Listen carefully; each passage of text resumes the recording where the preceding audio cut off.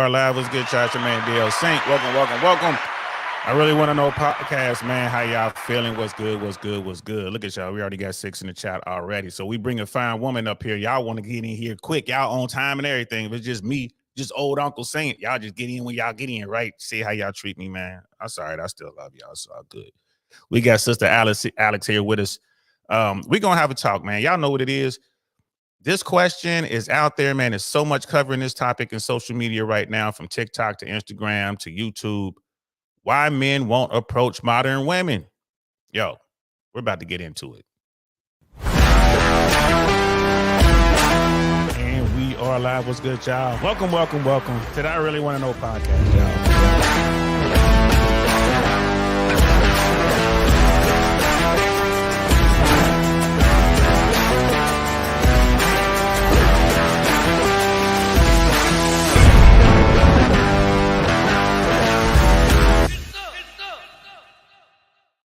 Get some indeed, man. So, it's easy to have this conversation with a whole bunch of dudes, but we really don't get nothing out of that, right? Because we're just men talking to men. It's kind of like an echo chamber.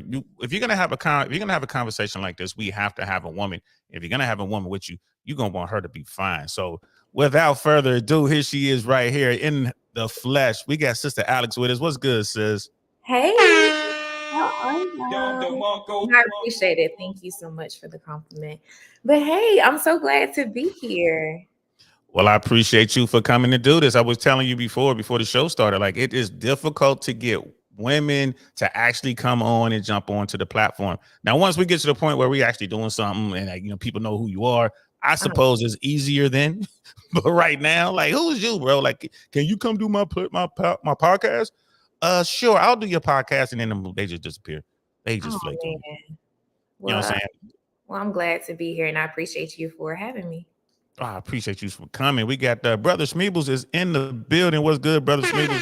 Checking in all the way from Australia, man. Good day. We got Brother Penny Jules in the building. Let's go. Yes, sir. Let's go, man. I see you, bro. What's good? He was like the video on your way in. Please do that. Please please subscribe. I know we got a lot of ninja watchers out there. I'm pretty sure Sister Alice got her friends watching. Y'all act like y'all ain't gonna say nothing. Don't be shy.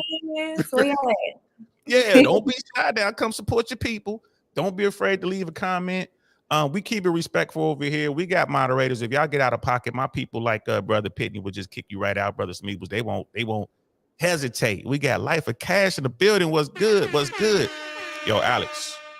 Brother Life of Cash is right here in our area. He on our side. Oh. Yeah, he's real cool dude too. Real cool. Came out. I think he grew up in Miami. I be trying to get him to come out. Yo, Cash, you gotta come to one of the comedy shows, man. Every Tuesday night, bro. I'm gonna hit you up. I know you've been seeing the flyers, bro. Don't act like you ain't. You know what I mean? Come to one of the shows, brother. Is Cash single? Yes, he is. And you done opened up Pandora's box. He about to come for you. Holla. He about to come for you, girl. Careful what you ask for now. Okay, let me see.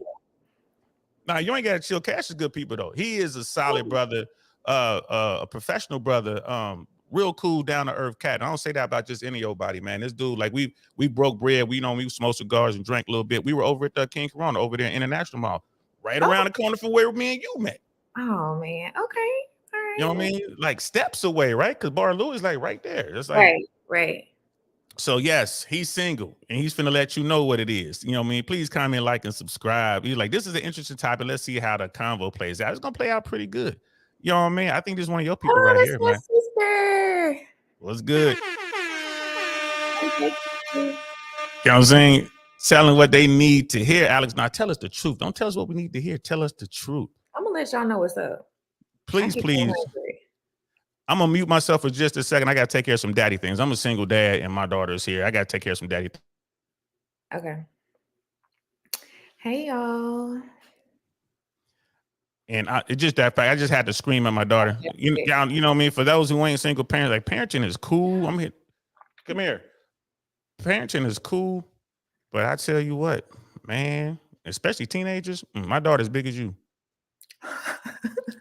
For real. You know what I mean? That's why I keep all my pistols ready. Okay, as you should. Bring the phone back. Call your mom. Bring the phone back when you're done. You know, she used to have a smartphone, but she messed up, didn't you? She messed up her phone, so she lost that smartphone privilege. She lost that smartphone privilege. So listen, Yes. we already got we're gonna have a good show. Yeah, my bad for dragging this for dragging my feet on this, but let's get into the talk. But before we do, sis, tell everybody who you are, what you about, because we have another interest that you are really into, and we're gonna get into that at the very end of the show. But tell everybody who you are. So, hey everybody, my name is Alexandria, also known as Full Plate Belky. Full Plate Belky is my social media name. I am a food and lifestyle blogger influencer in the Tampa Bay area. Make sure y'all follow me on Instagram because I will keep you up to date about different things that's going on in the city, the best places to go to eat, and just everything. Like, I'm a vibe. But yeah, I'm just a cool, down-to-earth person. I'm actually from Georgia, but I've been living in Tampa for almost 4 years now. I love it. I enjoy spending time with friends and family and just just having a good time. So I'm so happy to be here. That is what's up. That's what's up, love. And yeah, I can't wait. We're gonna save your interest for the end because I know you're a foodie and I'm a Mhm. bougie type dude. And I ain't gonna lie to you, girl. I'm into that world. I'm gonna tell you right now, just so you guys know, pinned to the top of the chat is Sister Alex's Instagram. Please, please, please hit that. Go over there and subscribe, and then bring y'all butts right back over here. Don't be playing. Bring y'all butts right back over here. But we're gonna get to the foodie thing. Just so you know, my favorite restaurant on God's green earth, Mr. Chow's. Hands Okay. down. Mr. Chow. That's my joint. And I haven't been to all of them, but I've been like LA, there's LA, there's Vegas, 2 in New York, 1 in Miami, Yeah, 1 in Miami. London, and they're about to open one, I believe, in Bahrain. I think it's Bahrain or somewhere in the UAE.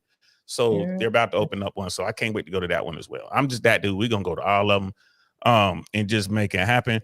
We're gonna show every chat, guys. I might not read every chat, but we're gonna show every chat. Looks like your people, Annette and Jenkins is in the building. That's your That's people my right there too. auntie.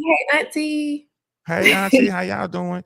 We got brother Howie with the $10 super chat, man. I truly appreciate that, bro. Thank you so much.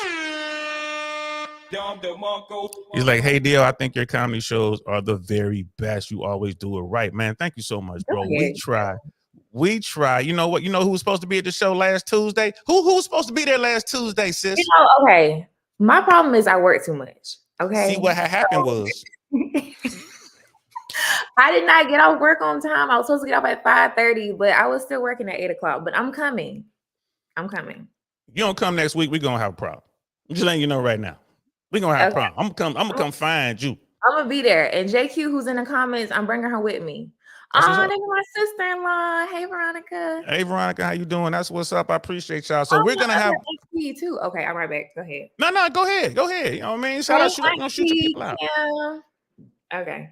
That's what it is. And look at Life of Cash. He's gonna be there too. Now that you said you're gonna be there, Life of Cash is gonna be right there, front and center. But he's a real good dude, though. We got brother D Mac is in the building, man. What's good, D Mac? What's good? Good to see you. Our day ones are in here, and we got our sisters ain't even showed up yet. We got our sisters gonna be in here making it happen. Oh, shit, that's my best friend. Hey, what's up? Hey, yo, people come through. Yo, that's what's up. And look, new friends of Sister Alex. Don't be afraid to like over here. Don't be afraid to subscribe. If you don't like the content, because we talk about a little bit of everything. If you don't like the content, that's fine. We'll open it up so you can come and tell me where I'm wrong. You can try. And we can go back and forth on it. But please support a old brother trying to do his thing. I blocked you there for a second, sis. What'd you say? No, I was just saying, y'all make sure y'all subscribe to DL's channel. Hey, that's what I'm talking about, y'all. I'll buy you a drink now, girl. I got you. When you show up to the show, I got you. Y'all got wings? Because I be hungry. We used to have a taco truck sitting out front, but he ain't been there lately. So we'll talk about it offline. We'll talk about it offline because you bringing me so much. You bringing so much light to the platform. Because normally I don't be doing stuff like that. I like, girl, I bring you a bottle of water or something, but because you taking care of a brother, I'm gonna take care of you. You want wings, whatever you want, I'll make sure we have them there just for you, just for her. Don't nobody else be asking for no wings, just for her. And matter of fact, Life of Cash probably brings some wings too. Like, that's all I gotta bring you some wings. I got you. Girl. Don't worry about it. So let's get to it. So when we met, should we tell everybody how we met, or should we just kind of jump into it? Let's tell them. Okay. So we were at a bar in the International Mall in Tampa. For anybody who knows, we were at Bar Louie. Bar Louie is a cool little hang, right? Pretty cool spot. It's a good place to pregame, do whatever. I'm there with my cousin and my cousin's homeboy, Six. Six is a massive dude, gentle giant. He ain't, you know what I mean? Like, yeah, you want to look at him eye to eye, you're going to have to stand on something like a chair or a refrigerator or something like that. Dude is big. So we get together whenever we can. It's the first time we gotten together this year. So we were there just kind of chilling. Alex and her homegirl came in there. Brianna? Brittany. Brittany. So they came in and was just kind of posted up a few bar stools away from us, right? And it's, let's keep it 100. Not a whole lot of black folk come through there, like some of us do, but not a whole lot. We saw y'all come in because we see everything moving. This is the way we grew up. I'm always watching. I'm former military. My cousin's always watching because we came up in the streets. So we saw y'all come in. Mm-hmm. But we were just, in our conversation, and it was just like, all right, we ain't really trying to, bother anybody or anything like that. So I guess 45 minutes later, you decided to say something. Yeah. I mean, I just felt like you said, like it wasn't a whole lot of black people there. And to be honest, like with me, I'm a friendly person. So if I make eye contact with someone, I'm going to speak. So I think I had made eye contact with your cousin. And then he spoke like when we had came and sat down. But I'm just like, it's Saturday night, like we're like a couple spots, away from each other. Like, why not talk? Why not say hello? So that's just me. So I said like literally 2 words. And then I guess that kind of just got y'all like, y'all were just ready to talk. I'm like, well, why haven't y'all been talking this whole time that we've been sitting here? Well, and that's what gets us to this conversation. 15, 20 years ago, same scenario. You wouldn't have gotten to your seat without. We'd have been telling you to sit next to us, like pull up. It'd have been on. I really would have been like holla, holla, holla. It would have been like dog. Get over here, girl. But there's been a shift in society.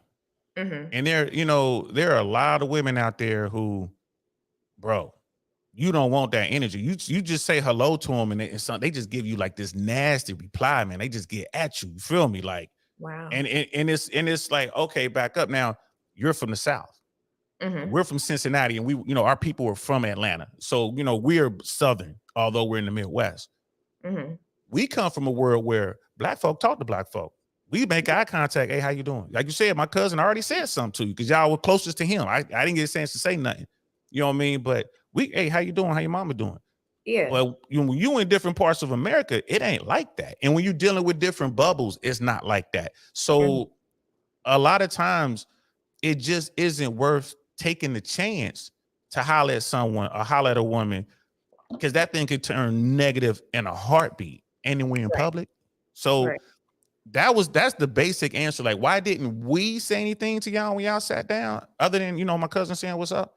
Is because we weren't sure what y'all situation was. We didn't know if you're waiting on some dudes. If you remember, y'all walked in, it was a couple of dudes that was walking kind of with y'all, but y'all just kind of came in together, but y'all weren't together. So I saw that and I'm like, I wonder if they with them dudes. Okay. Whatever, we just doing our thing.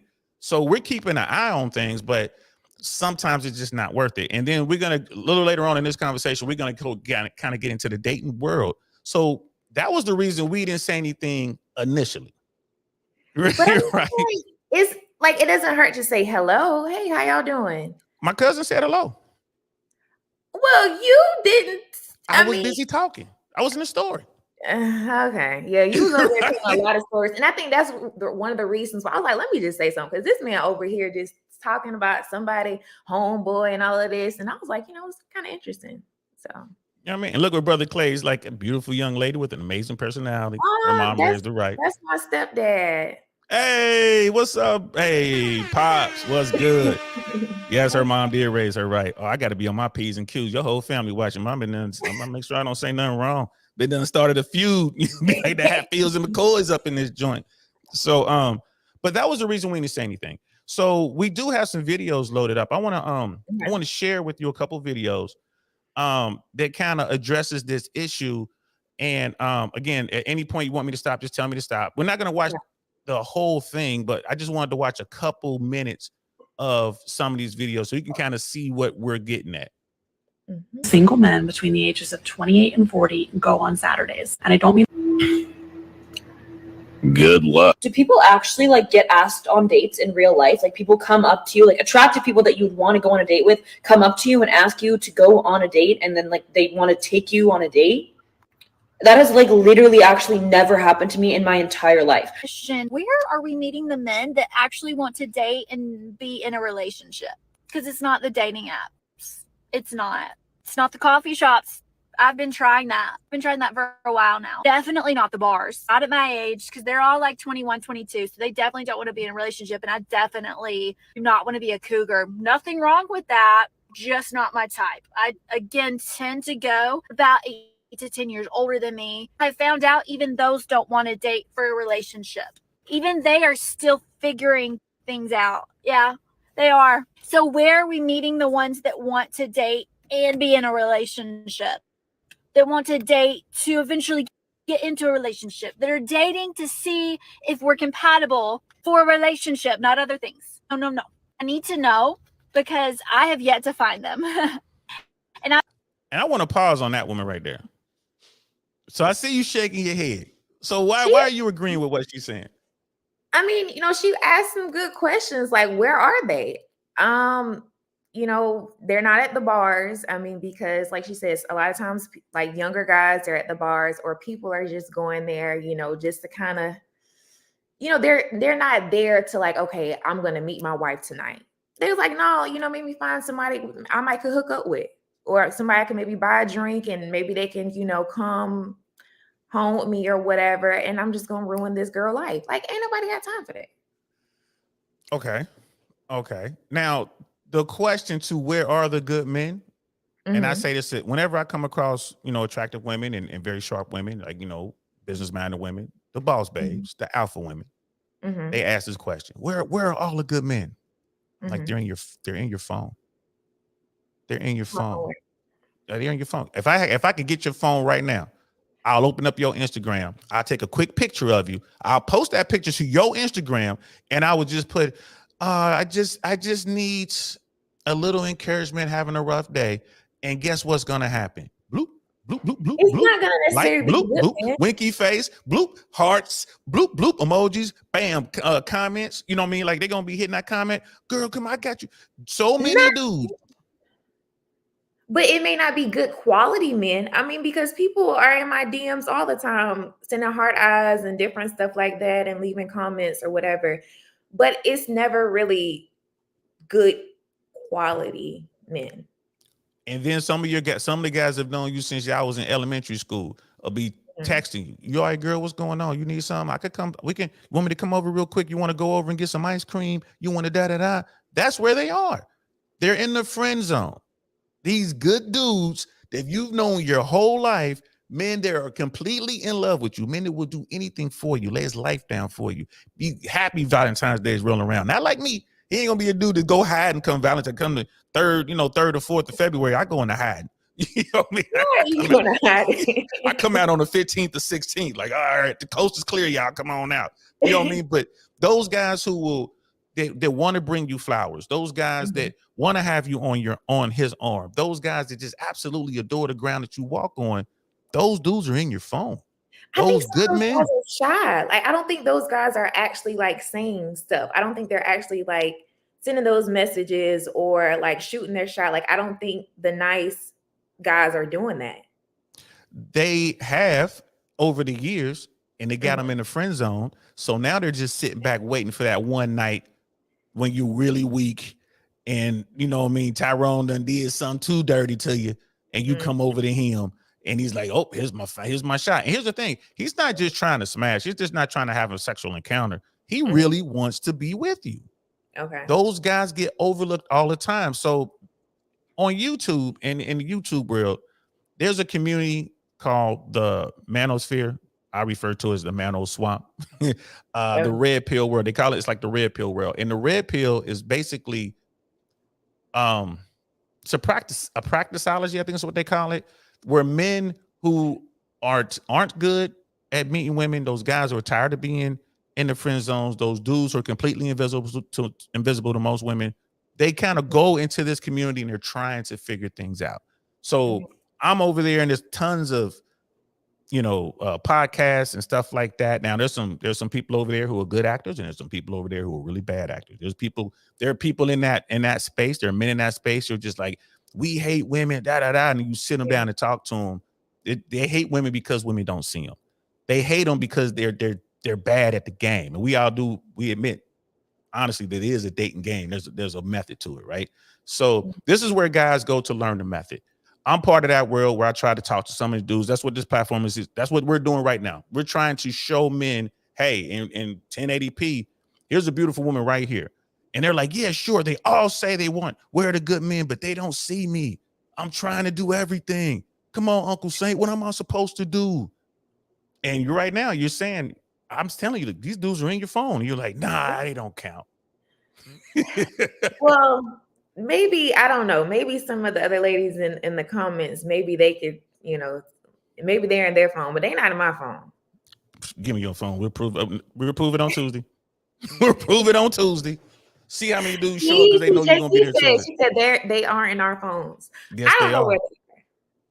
Yes, they are. So in that world, there's what's called the 80-20 rule, right? And basically what the 80-20 rule is that, women want the best that they can get. People want the best that they get. I know I want the best whenever I go out there looking for something. But when we're talking about sexual dynamics and people, women going out there looking for their significant other, they're going to want the best man that they can possibly get, right?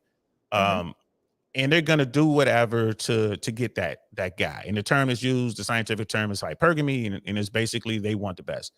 So that being the case, women pretty much only see, they would argue, and I agree with this argument, women only see the top 20% of dudes, right? The bottom 80% of dudes are virtually invisible to most women. So who are those guys? Who are the bottom 80 guys? Like the guy who's stocking the shelves at CVS. You know what I mean? The guy that's washing dishes over there at Starbucks. The guy who's dropping fries at McDonald's. Like the short dudes, the kind of chubby dudes, the dudes that stutter, right? The dudes that don't know how to manscape, the dudes that don't know how to. And honestly, all of that is really not that important because, we can put some clothes on you. We can go to some speeching classes and get, the stuttering thing. Okay. Like, I don't know. Like, but no, I for sure, like, I hear what you're saying. And I can agree to some of these things, but I personally have not came across, these men. Right. And look at brother, like, remember Life of Cash is like, yeah, but we don't want them DL saying, right. We want the top tier dudes. We don't want the dudes that we got to put together. I hear what you're saying. Women could brush that guy up, get him right. Because if you have a good heart, you're a nice, kind person. You're a hardworking person. You have all these great qualities, but maybe one or two things you need to kind of get together. Like, a woman won't mind like helping a guy out. Don't make me put my hat on. That sounds like Cap, girl. Don't make me put my hat on. You do it again. Okay, all right. Listen here. You just described a good boy. I just want you to do me a favor and finish this statement.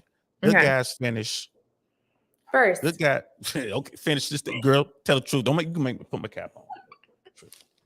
With me, a good guy will finish first. Because I have dated so many bad guys. I don't want that. I'm too old for that.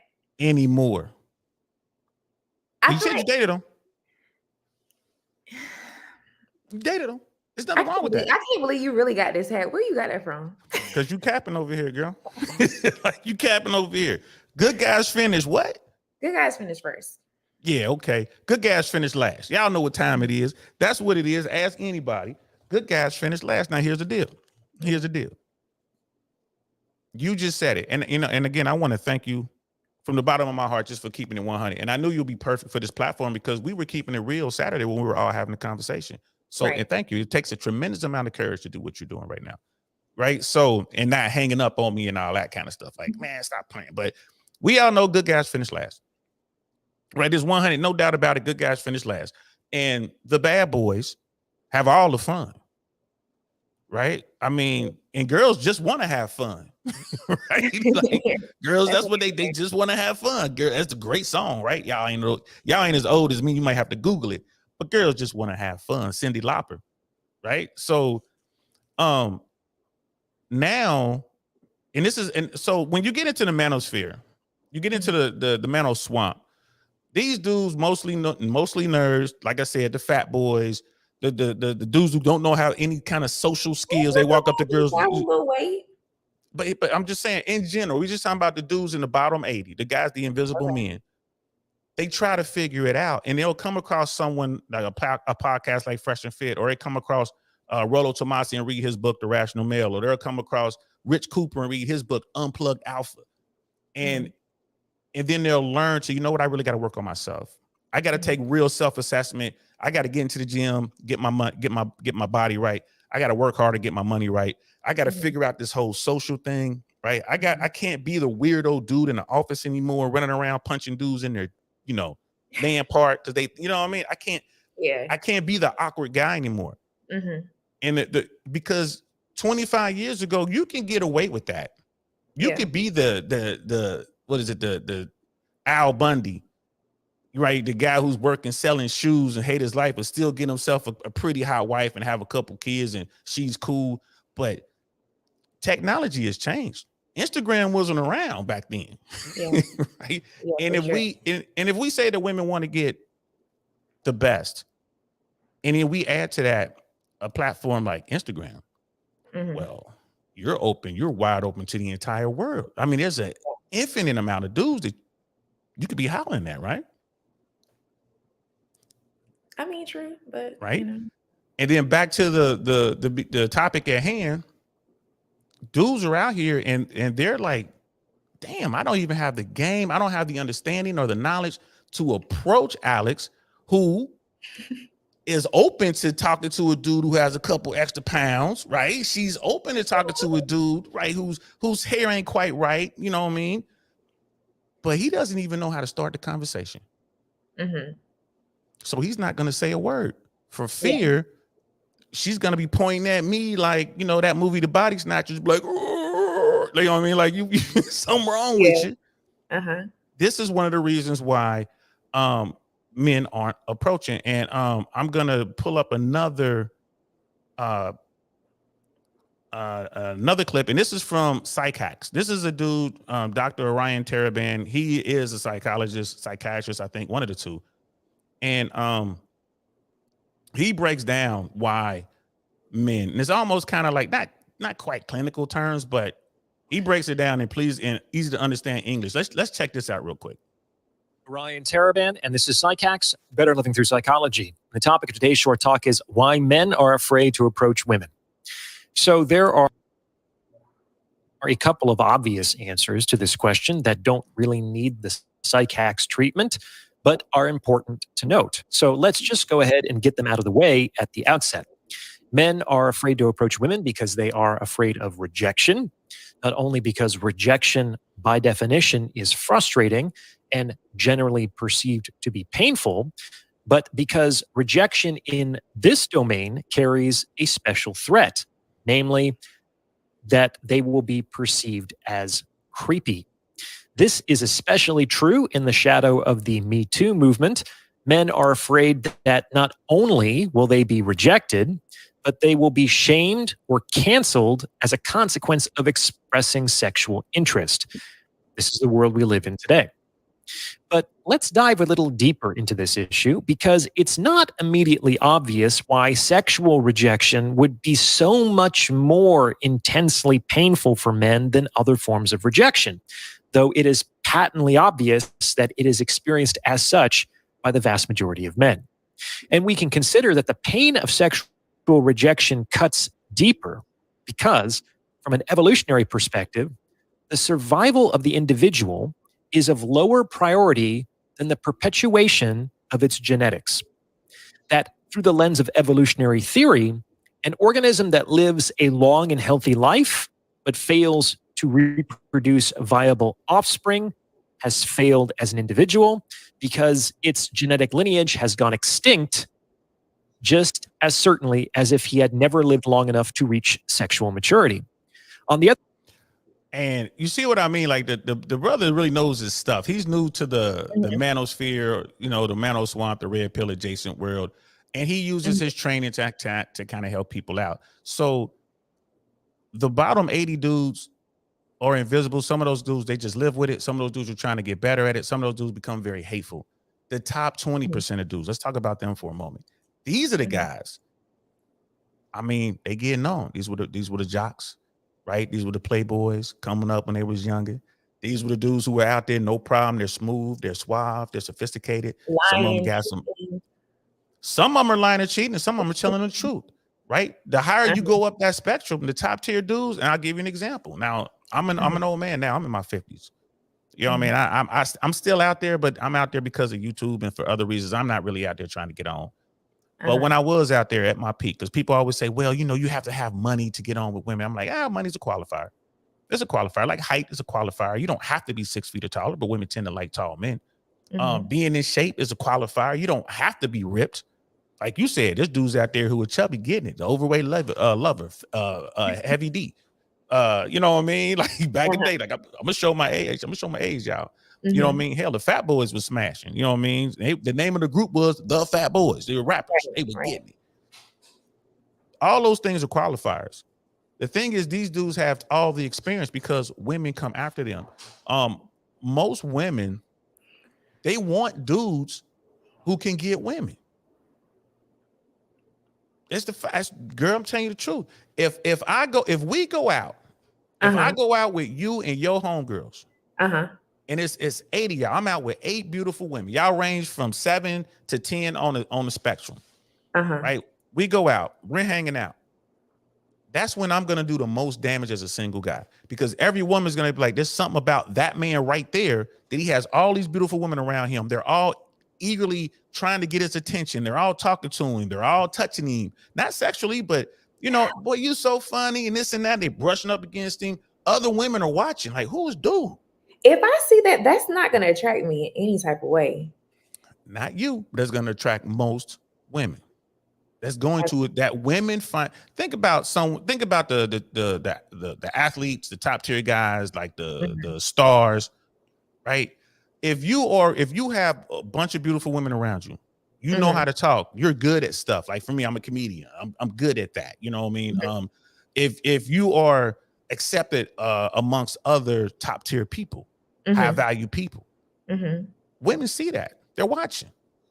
I mean, it's like he's not a weirdo. He can't be a weirdo if he's around all these people. I recognize that person he with, that DJ over there. I recognize that dude. He has a popular YouTube channel. That guy right there is on channel such and such on TV. And this dude must be someone. So when I finally come over to talk to you with your arms folded, and I see you over there, right? When I come over there, you would have your arms folded in real life, right? I would see you. Yeah. And if I walk over and I introduce myself, no lying, I'm not over there looking all crazy or whatever. I just come over and I say, hello, how you doing? What's your name? You're like, my name is Alex, and I compliment you, friends. I'm like, I noticed that you're wearing a Chanel bag. You know what I mean? Like, oh, that's a nice Chanel bag. Or I noticed your jewelry, or I noticed your nails or your toenails or your fingernails, and I compliment that. You're gonna be like, oh, okay. Now we can have a conversation. You know what I mean? I'm no shit. Where you from, girl? I hear a little bit of thing there. You're like, well, I'm from Georgia. What? Now we talking. As opposed to me just being a dude walking around, going from woman to woman, getting rejected. I come over to you, you're gonna be like, stop, boy. I ain't got no time for this. Well, I mean, I get that, but at the same time, and people are different. But with me, I don't like the type of guy that's in everybody's face that, oh, I'm Mr. This, I do this, like, oh, all of that. That to me really does not matter. And y'all can say cap and all of that in the comments, but 100% like that doesn't matter to me. I like the chill guy who may be in the cut, not talking to nobody, you know, to himself, maybe like, you know, came with a friend or whatever, just to themselves. Like that's what I like. Like I like a low key guy. I don't need for you to be on the scene. I don't need for you to be flashy talking about this, that, and this, because all of that stuff does not impress me because I have my own. I do really good for myself. And like when people come in with the what they can offer and what they do, like all of that's not cute to me personally. But would you agree from your observations that there are a lot of women, I dare say majority of women are Mhm. by that guy who is the life of the party, that guy who gets in without paying, that guy that doesn't have to wait in line? That guy to me is trouble. To you, but I would say, wouldn't you agree that there are women out there who looking for that trouble? Maybe. Maybe. Girl, Oh, come I'm on. sure. There's women out there looking for trouble. There's women out there looking for trouble. You said in this broadcast, you're like, man, I got caught up by a bad boy. Maybe, you know what I'm saying? You got caught up by a bad boy here and there. I mean, game is game. Dude probably came up, said the right thing or whatever. And it's like, all right, I'll give you a chance. I'll get your number maybe. And then you realize down the road, like, oh man, this dude ain't nothing. He's trying to holler at my girls at the same time he hollering at me. Same time. But he's getting results. That dude is getting it. He's not gonna get the results that he's looking for. He's gonna be by himself. Well, I don't know about that. I mean, yeah, he can, he may get the temporary gifts at the time, which is whatever it is at the time. But ultimately, in the end, I mean, that just gets old. It can get old. And when I talk to dudes, like a lot of guys come to me and they ask me questions like, hey, yo, Saint, how can I do this? How can I do that? The first thing I ask them, what's your mission? What is it that you want? Now, the initial answer to that question for most dudes is, I want to smash, man. I'm trying to get on. I'm trying to sleep with these women. All right. Okay. That's what you want to do. You just want to meet women so you can have sex. That's what you're telling me. That's what you want. Yes, that's what I want. No problem. Stop looking at them 10s over here. We're going to start over here with these 3s and 4s. Yeah. Right? Because your mission is to just get the physical part of this. Right. And then they go and they'll do it. They go get a couple 3s, 4s, jump up to a 6, 7. Every now and then they might even grab them a 9 or something. But it goes to what you're saying. They're still empty. They're not fulfilled. Right. It's like it's because you didn't know yourself. I'm a big fan of Sun Tzu, The Art of War. And in The Art of War, one of the things he says is know yourself, know your enemy. You can't be successful if you don't know what you're trying to do. So then it goes back to that original question. What's your mission? What do you want? Don't lie to me and say what all the other dudes are saying, because you don't just want to smash. You're looking for a wife. Right. And in that case, we have to do this completely different. Our objectives are not going to be the same to accomplish the mission of finding a long-term, woman who's going to be good for you versus finding a woman who's going to sleep with you. Right. So men get confused on that. These bottom 80 dudes, because they don't have the experience. As a top tier guy, a top 20 guy, what do you want to do? He'll tell you, man, I'm just smashing. And guess what? He could do that for 30 years. I know dudes in their 60s still smashing and they love it. It's like, at what point? Like, it's crazy. Like, when are y'all gonna stop? They don't. That's their mission. That is their mission. They're not trying to stop. Well, you know what I mean? And Miss Globe Girl's in the building. My favorite Marine, my favorite sailor. She's not a Marine. She's about to smack me now. My favorite sailor is in the building. Miss Globe Girl, might I remind you, Army beat Navy this year in football. I just want to throw that out there. How you been, girl? Good to see you. It's like, we've been trying to tell DL this for over a year now. And again, I'm just now catching up with the chat, so we're a little bit behind. But what she's mean is most of the women I talk to say the exact same thing that you're saying. I want a good guy. You know what I mean? I want.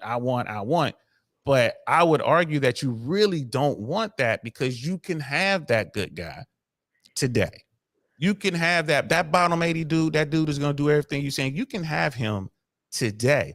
But like you said, it takes work. Now, you might be willing to put in some work, but the vast majority of women are not. Perfect, though. Say again? I said no one's perfect. No one is. No one is perfect. 80 to 20, nobody. So whether you get someone who needs little work or someone who appears to have it all together, it's something wrong with everybody. Yes. But then we go back to that hypergamy thing. right? Rich Cooper is one of the biggest forces in this world. He's not. He calls it the Mano Swamp. He's no longer part of the Manosphere.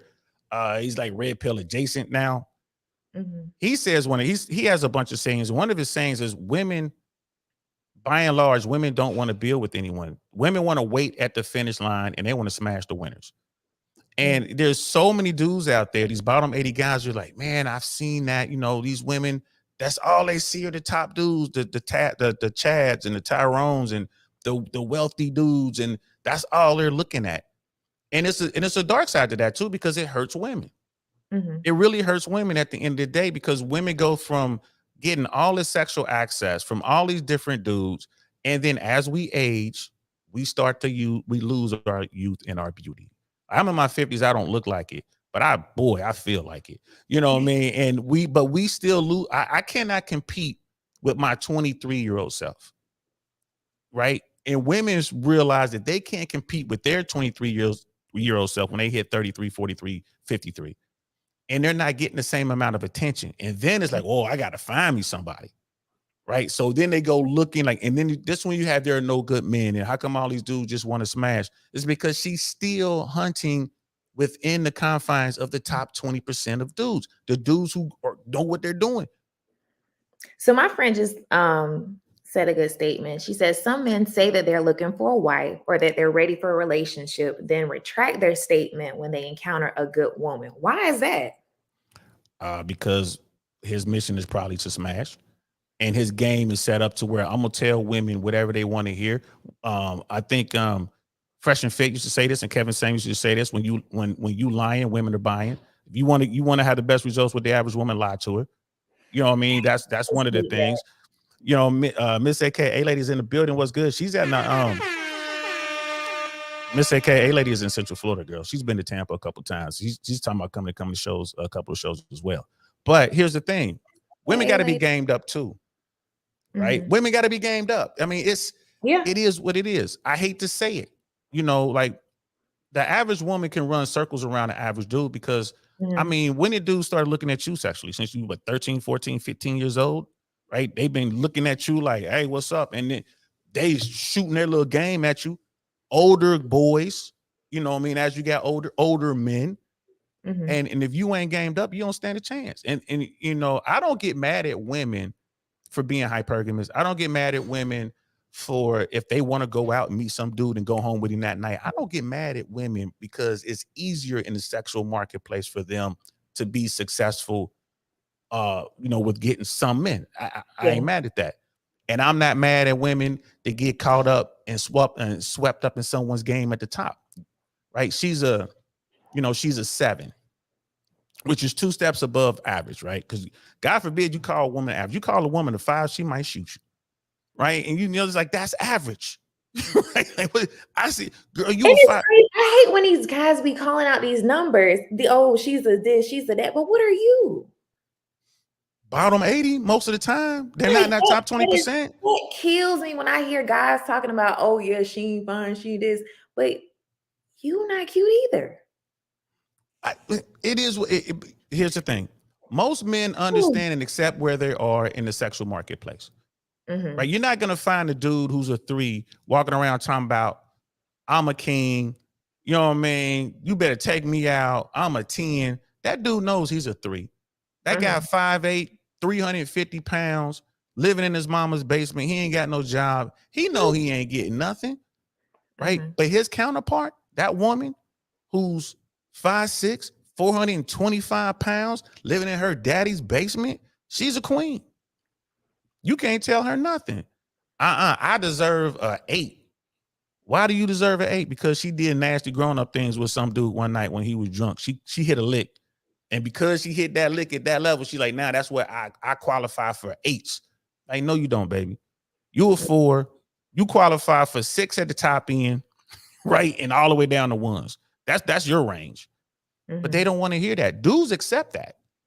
Now they might get mad and jump into these chats and jump into these forums and start talking all this nonsense. And they hate, because think about it. The term incel, involuntarily celibate, only applies to men. Only applies to men. Mhm. There's not a woman out there who cannot get sexual access, right? That's just how the game goes. Am I lying? Like if you wanted to right now, how hard would it, how much time would it take for you to get a guy to come over and scratch that itch? You know what I'm saying? It wouldn't be hard, but that's not me. It's And not don't you. forget, my parents are in this chat. We even, I'm just saying. And I Yeah. know that's not you, but you know, as a woman, Yes. just because you know how the game is played, that's Right. not difficult at all. That's true. At all.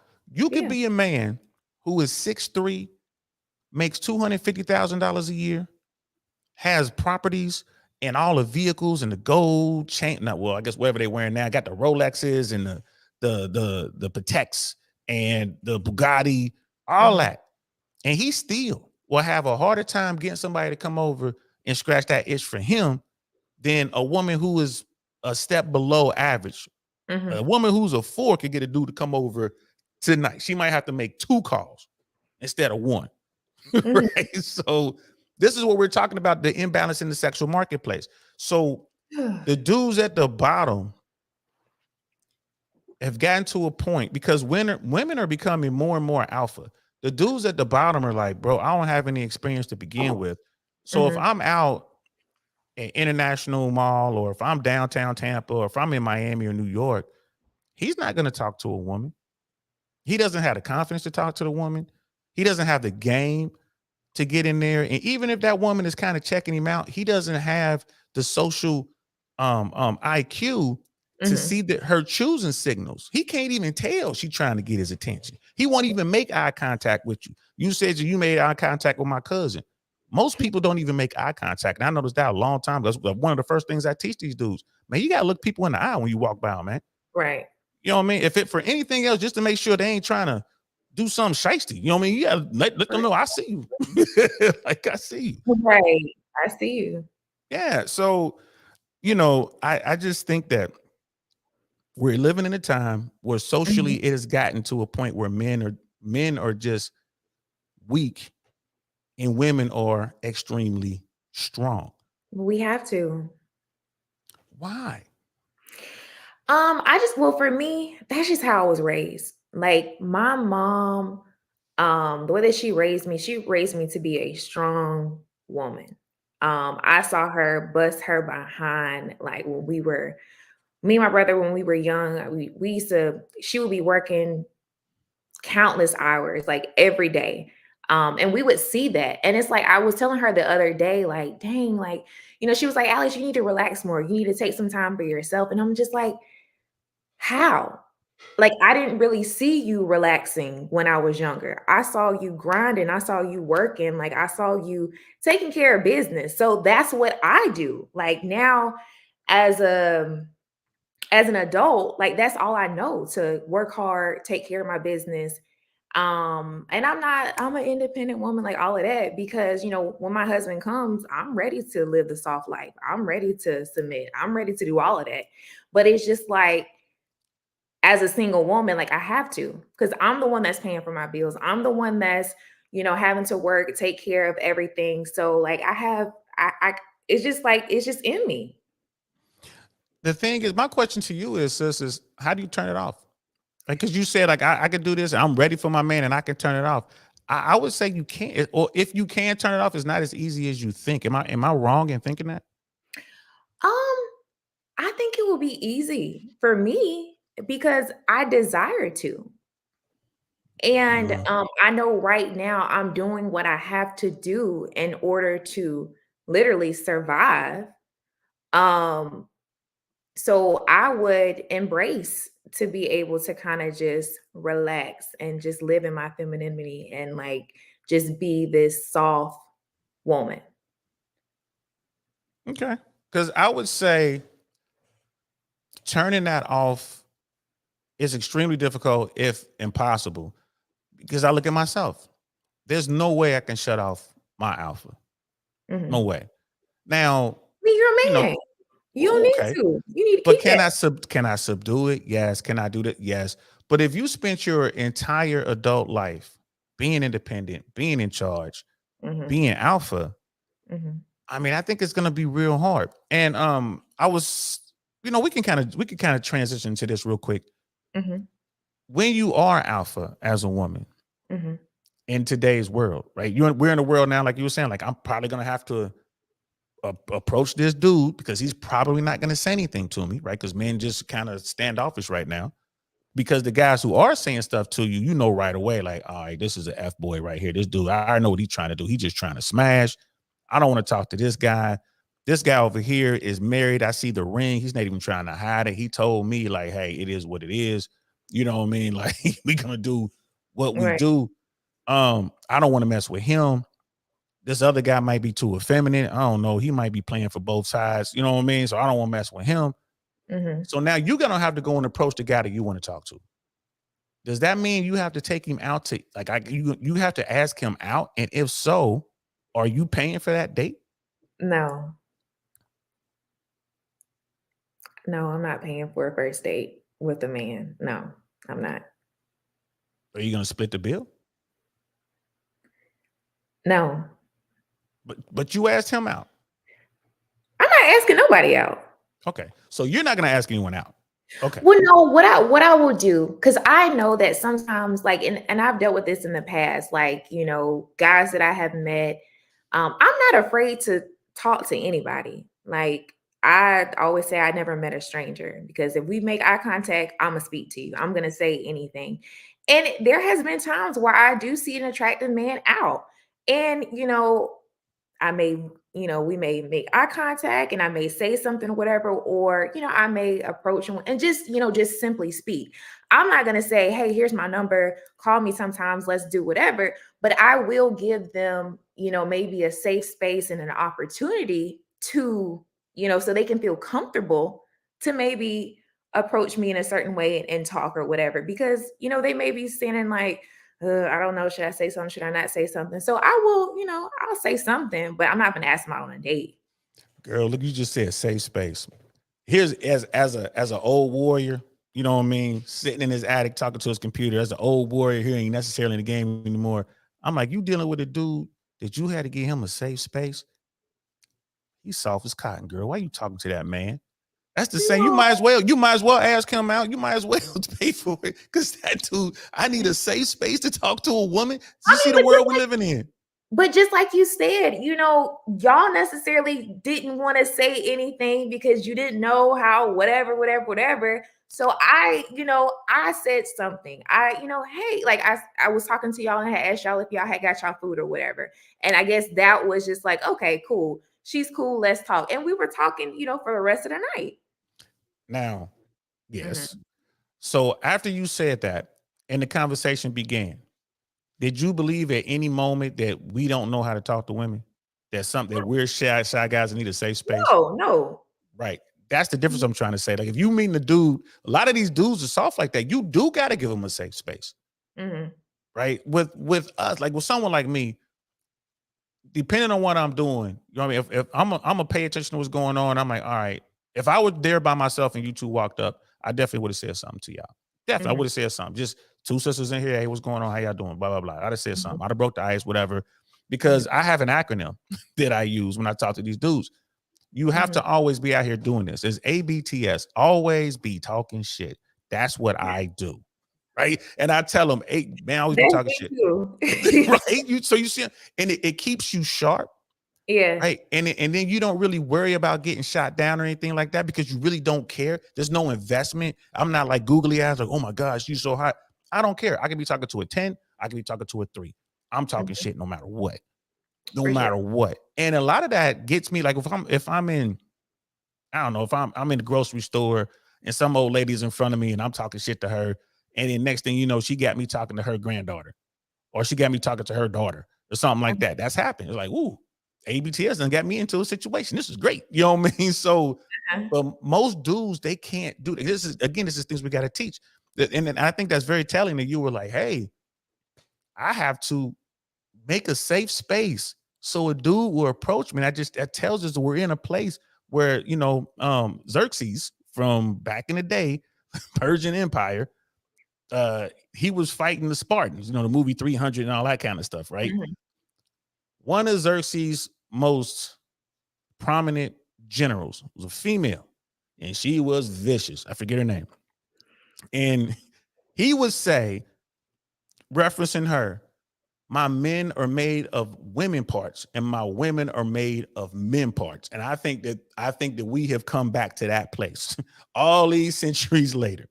Well, see, Miss Glow Girl said safe space means there's no insulting comments like get out my face or eye rolls or anything like that. That's what I'm just saying. Like, because like you said, you know, you don't know if we maybe were with some men or, you know, whatever the case may be, but just giving them that opportunity, like, okay, you know, it's cool.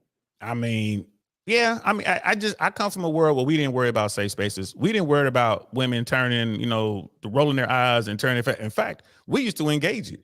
I wish you would act funny around me, girl. And I'm talking about the 80s and 90s. I wish you would. Come here, girl. That's what we was doing. But society was different. Yeah, because you can't do that now. Because Nah, but you know what I'm talking about, though, right? Society was different. Right. We got Level Up Man in the building. What's good? Checking in for Louisiana, a real Southern gentleman. This guy right here. You know what I mean? We met in Atlanta. Many women of today want a man to lead, but at the same time, they don't want to follow. Ooh, what do you think about that? I'm gonna follow, baby. If you are leading me in the right way, and yeah, I'm gonna follow.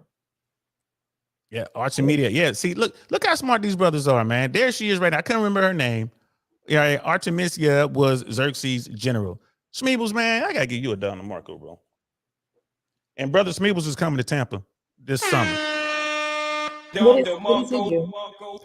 He has his own business, if I'm not mistaken, and he's like, you know, he does a bunch of things like a man. He's out there, you know, making the best version of himself, taking risks, doing what he has to do. And People's do you? hey, Smeebles is coming out here. He's gonna come to Tampa. He's gonna come, and we're gonna go down to Miami. Cody is King is also gonna jump in here. We got Jay Swans. This is my dude right here. Jay Swans is in the building. Jay Swans and I were in the same unit in the United States military, man. I'm paratrooper. Jay Swans was in my unit. We were. He was a young guy. He was the dude. Jay Swans will tell you. I might have to bring Jay Swans up on this panel. He probably asked for the link, and I'll send it to him. He is closer to your version of the topic than he is to me. Even though we came up, he was California boy, pretty boy, tall, in shape, you know what I mean? So he was the guy that would just stand there. Like, what are you doing? Like, oh, she'll be over here. I'm waiting for her to come over here. I'm like, man, we in North Carolina, boy. You better go over there and grab her. Like, so he was like, used to do that. what? Oh, What? man. But he has Queen there, and I rarely use that term queen when I describe a woman, but Naya is absolutely a queen. They've been together, I want to say over 30 years. They've been married for well over 20 years. Oh, wow. And That's a blessing. raised two fine, you know, boys who are great men right now out there conquering the world. I can't say enough about my sister Naya and my brother Jay Swans. But we came up together. I met him in 1991 in Fort Bragg, North Carolina. I told y'all I'm old. I don't know why y'all won't listen to me. I told y'all I'm old. You got my homeboy G Complex 217 in the building. What's good, Chris? I see you, man. And this was from earlier when you were saying I could turn it on. I could be feminine in a heartbeat. And he's like, well, won't you turn it on now? Like, you're like, if you can do it, here it is right here. You're like, okay, if it's that easy, flip the switch right now in real time. Mm-hmm.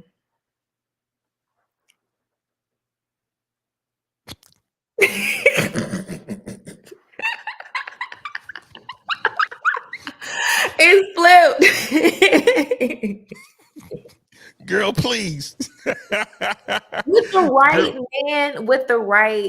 man, it's easy because I've done it before, you know. I mean, girl, I just don't know. My sister's in the building. There she is right now. Queen Naya in the building. What's good, sis? Hey, big bro. Yo, man, what's good, sis? Like, that's my people. That's my people. Mandrell, my favorite Green Beret. You know, there's a lot of military people in this in this chat. And That's we how we get appreciate down. you all for your service. Thank you so much. Like, that's amazing. I believe you, but when most people say that to me, I just be like, whatever. That's a topic for another conversation. We'll do that. We'll definitely bring you No, back. because no, that's real. And I have a lot of people in my family that's in the military, has been in the military. Like that is major. Anytime when I see or come across someone that has, I always have to thank them for their service. Well, that's what's up. You won't thank me for my service. Make sure you show up Tuesday and bring me a cup of Kool-Aid, red, girl. I want red. Lots of sugar. Me and my friend JQ, we will be there. That's what it is. That's what it is. Brother Mandrell, like I was stationed in Fort Bragg too. Yeah, Mandrell's a Green Beret, Special Forces operator. He was on the teams. This is a real one. Of course, you at Fort Bragg, man. That's where y'all live. That's where the Green Beret live. That's where y'all start, man. Come on now. But that's my guy. And Miss Globe Girl, like I said, she was in the Navy. She's done more than one deployment. I am so proud of her and anyone else who has served. I am a huge proponent of United States military. I believe that every U.S. citizen should have to serve when they're 18 years old.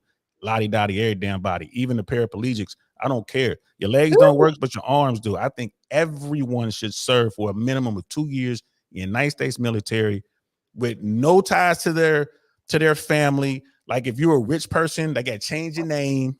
Like, so you go in there and you gonna serve. And you know what? That'll keep our elected officials from just sending our precious soldiers off to any old where to go fight and die. If you know your niece, your nephew, your son, your daughter, you know your cousins and all that, or your family, your best friend's family is in the military, you ain't trying to send nobody off to the Middle East unless it's absolutely necessary. You're not trying to send somebody off to fight and die somewhere on the planet unless it's absolutely necessary. That's my take on that. Again, that's another topic for another day. Shout out to everybody who served. She was in the U.S. Army. Who was? My auntie, she just posted that. Oh, what's up? I'm slow in the chat. I'm trying to catch up. And JQ, she asked where we going. Tell her where we going on Tuesday. Tuesday, y'all going to Comedy Arc at Status. Y'all going to Status. It's on Armenia and MLK. It's a nightclub, but we turned it into a comedy spot every Tuesday. That's where y'all going. We got Candace August this week. I'm gonna be there hosting. We're gonna have a bunch of other comedians just kind of hanging out. Ain't no telling who might pop in. $5 cover. It's the best comedy show in Tampa, especially for $5. Y'all gonna feel like y'all stole it. That's how good the show is. Like, I can't believe we only paid $5 for this girl. I paid $30 to see these same people 2 weeks ago. Right. So y'all gonna have a good time. So make sure y'all bring money to And I'm gonna post it on my story tonight, and I'm gonna tell all my people to come through. Yeah, definitely. Miss Glow Grill, to thank me for my service, the person has to know what my service was. Otherwise, it's just empty words. You know what I mean? I ain't gonna lie to you though. I believe you though, sis. I do believe you, Alex. Coming from the South, having people in the military, when you thank someone for their service, I believe you truly mean it. But I know where Miss Glow Girl is coming from.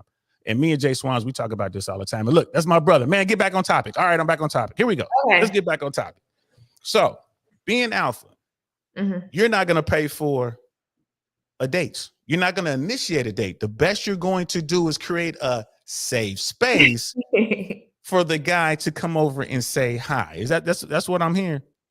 I mean, no, I'm not going to ask a guy out on a date. I'm not going to pay for a date. Now, if I meet a guy and I think that, he's cool or whatever, and if I suggest an outing, this is something I've never done before, but I'm just saying, if I were to do something like this, maybe I would say, well, you know what, hey, like, I don't know, people always say, like, let's get coffee. I don't even drink coffee, but I mean, something like that, like, that's something simple. Like, smoothies. Can we go get a smoothie? Hey, come on, let's get a smoothie sometime. Like, can we go to the park? Can we go to the park and say, hey, girl, let's go to the park? I'm not going to the park with someone I just met because it's just, But you can run away and scream for help. I mean, it's a big crowded park. Why wouldn't you go to the park? I don't know. But you would be okay with just getting together something nice and simple, not too expensive. Oh, for sure. I mean, it could be something free. It's so many free things to do around Tampa. We can go to an art exhibit. We can go to Armature Works, walk around. We can go to Sparkman Wharf, just different little things. Like, it don't have to be that deep. Well, to me, Armature Works is like going to a park, especially when you're walking along the river, right? Okay, I mean, yeah, something like that. In my mind, I didn't think about that. But yeah, we could do something like that. See, y'all, women don't be knowing what they want. I'm just playing. I'm just playing. But no, I'm not saying. Oh, I'm not saying. Oh, let's go to Ocean Prime and no. Like, I'm not gonna suggest like a date like that. And no, I'm not gonna pay for it. Now, I'm the type of person, like, if I'm dating someone or with someone, and we've gone on several dates or whatever. Like, I don't mind paying for things. I don't mind taking care of. If I go out to eat with the guy and pay for it. But not the first one. No. At what point? Well, okay, you said if you're seeing someone, so you guys have established a relationship or a situationship or something. So you guys are recurring. So you're saying at that point when something's been established, you're okay with paying? Yes, Every and now let and me clarify this because somebody said, "Bro, the park is free." In my mind, I'm thinking like people get snatched at the park, like it's a area where it's not really a whole lot of people or something like that's when I thought about that. That's what I immediately thought of G Complex. But I'm totally fine with going somewhere in a safe area the first Yeah, time I meet somebody. and that's my brother Chris. He lives in Texas, but he's been to Tampa as well at King Corona. He's been there. We've had cigars and drinks over there. He comes to Tampa often.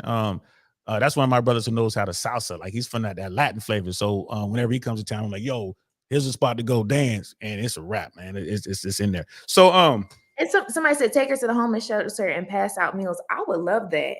I'm a food blogger. My true passion in this world is to help feed the homeless. I go to homeless shelters all the time. So if somebody did that, like, I would love that. Like, that is attractive to me because I just think like that is very thoughtful, and that's something I do have a true passion of. So J Swans, yes. If someone suggests to take me to a homeless shelter and pass out food, I would think that was really nice to do.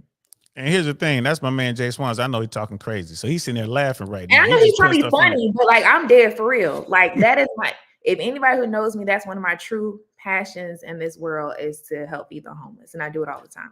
But I will tell you this though, Jay Swans works with homeless veterans, and he literally pulls people out of the wilderness, out of the forest, and puts them in homes. Like, he does take care of veterans, and he does mean that part of it. But I ain't gonna lie to you, I've known this man a very long time. He ain't never took nobody to the homeless shelter, man. So don't be trying to cap, bro. Real dudes know how to think about it and work it out. I am the single ones in the building, man. On a spot live. What's good, sis? Out of Chicago. This sister right here is a realtor, and her mission in life is to get every Black family to buy a home. So sis, drop your link in there, please. Drop your link so people could come find you on a spot live. I am the single one. And she gets out there and does some real cool stuff. So she knows how to she is the single one, so she ain't out there dating like that, but she knows how to go out there and have a good time. And there it is. Talking Life of Cash. So all right, so there's one more video we're gonna go over, and then we'll begin to wind down, because again, we're gonna end with the foodie stuff. I'm looking forward to that conversation too, girl, because like I said, I could be a little bit bougie when it comes to that sort of thing. Hey, bougie. Yeah, I'm a little bit bougie, and I'm proud to be bougie. So let's check out. This is a pretty big YouTuber we're about to watch here. She is Courtney Ryan. She's in the space of dating coach, and she specializes, quote unquote, for men, dating coaches for men.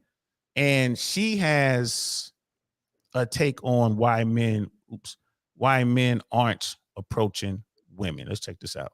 Hi everyone, welcome back to my channel. If you're new here, I'm Courtney Ryan, and today we're going to be talking about why men are not approaching women anymore. So we are often seeing women online posting about creepy men, or really just declaring a distaste for men in general. But specifically here, I want to talk about approaching them. I think there has been a natural response from men that's resulted in less men approaching in person, but also just interacting in other ways too. Don't go where you aren't wanted, right? I was obviously curious about this, and when I started researching, I decided to do a poll on my community page on YouTube here, and it was honestly really tough reading through all of the comments. So my question in the community post was, how many of you guys are hesitant to or avoid interacting with and approaching women altogether out of fear of being seen as creepy? 35,000 people voted. There were 35,000 votes, and 54% said, I am hesitant for this reason. 11%. You see those numbers? This is not scientific by any stretch, but you see this. Mm-hmm. I am hesitant for that reason, right? She don't want to be called creepy and all that kind of stuff. 18%, I don't interact or approach for other reasons. So it's 18%, almost 20% of dudes are out there. There are other reasons, and those reasons probably are concerned with work. You know, like I don't want to get canceled. I don't want to lose my job. I don't want the heat. I don't want the woman to go and call the police and say I did something that I didn't do. That might fall into that category. 17% doesn't bother me. I don't care. 11%, I avoid women altogether for this reason. You know, dudes are just, men are natural problem solvers. There's definitely a problem in the sexual marketplace. And the dudes in the bottom 80 are like, hey man, like listen, we know we weird. It's like, so let's not get ourselves in trouble. You know what? There's an acronym in the red pill world, and it's called MGTOW, and it stands for men going their own way. There are a lot of dudes who are just removing themselves from the dating game, or just kind of sitting down and waiting to see how things play out. So you have that. So those are dudes who actually know how to talk to women, who've been in relationships. Some have been married and divorced and all that, have kids, and they just kind of like me. I'm kind of, you know, I call my own number. I sit down on the bench. I'm watching the game. I'm still ready. I can jump in at any time, but I'm just kind of, let me see how this plays out. Where and that means of that 20%, right? Those dudes are still going to be hollering, but the 80% is like, we're not going to sit around. So I can see how women will feel that no one's approaching them, because dudes are just kind of like, even if you make a safe space. Love that. Let's get back and finish up the video real quick. Said, I avoid women altogether for this reason. 17% said, it doesn't bother me or I don't care. And 18% said, I don't interact or approach for other reasons. But I just think it's crazy that 35,000 people voted and 54% said that they are hesitant to approach for this reason. And then another 11% said they don't approach at all for this reason. So 65% of men, according to my poll, are not approaching women or interacting with women out of fear of being seen as creepy. So just based off of that post and interacting with you guys and reading through your comments, there were 4 main reasons why men are not approaching women anymore. And I'm going to go through all of those in this video. So the first one, obviously, we're going to watch this video a little more in depth, because it's about 15 minutes. I think we're going to round up watching half of it. But for so far, what are your thoughts on what she's just said?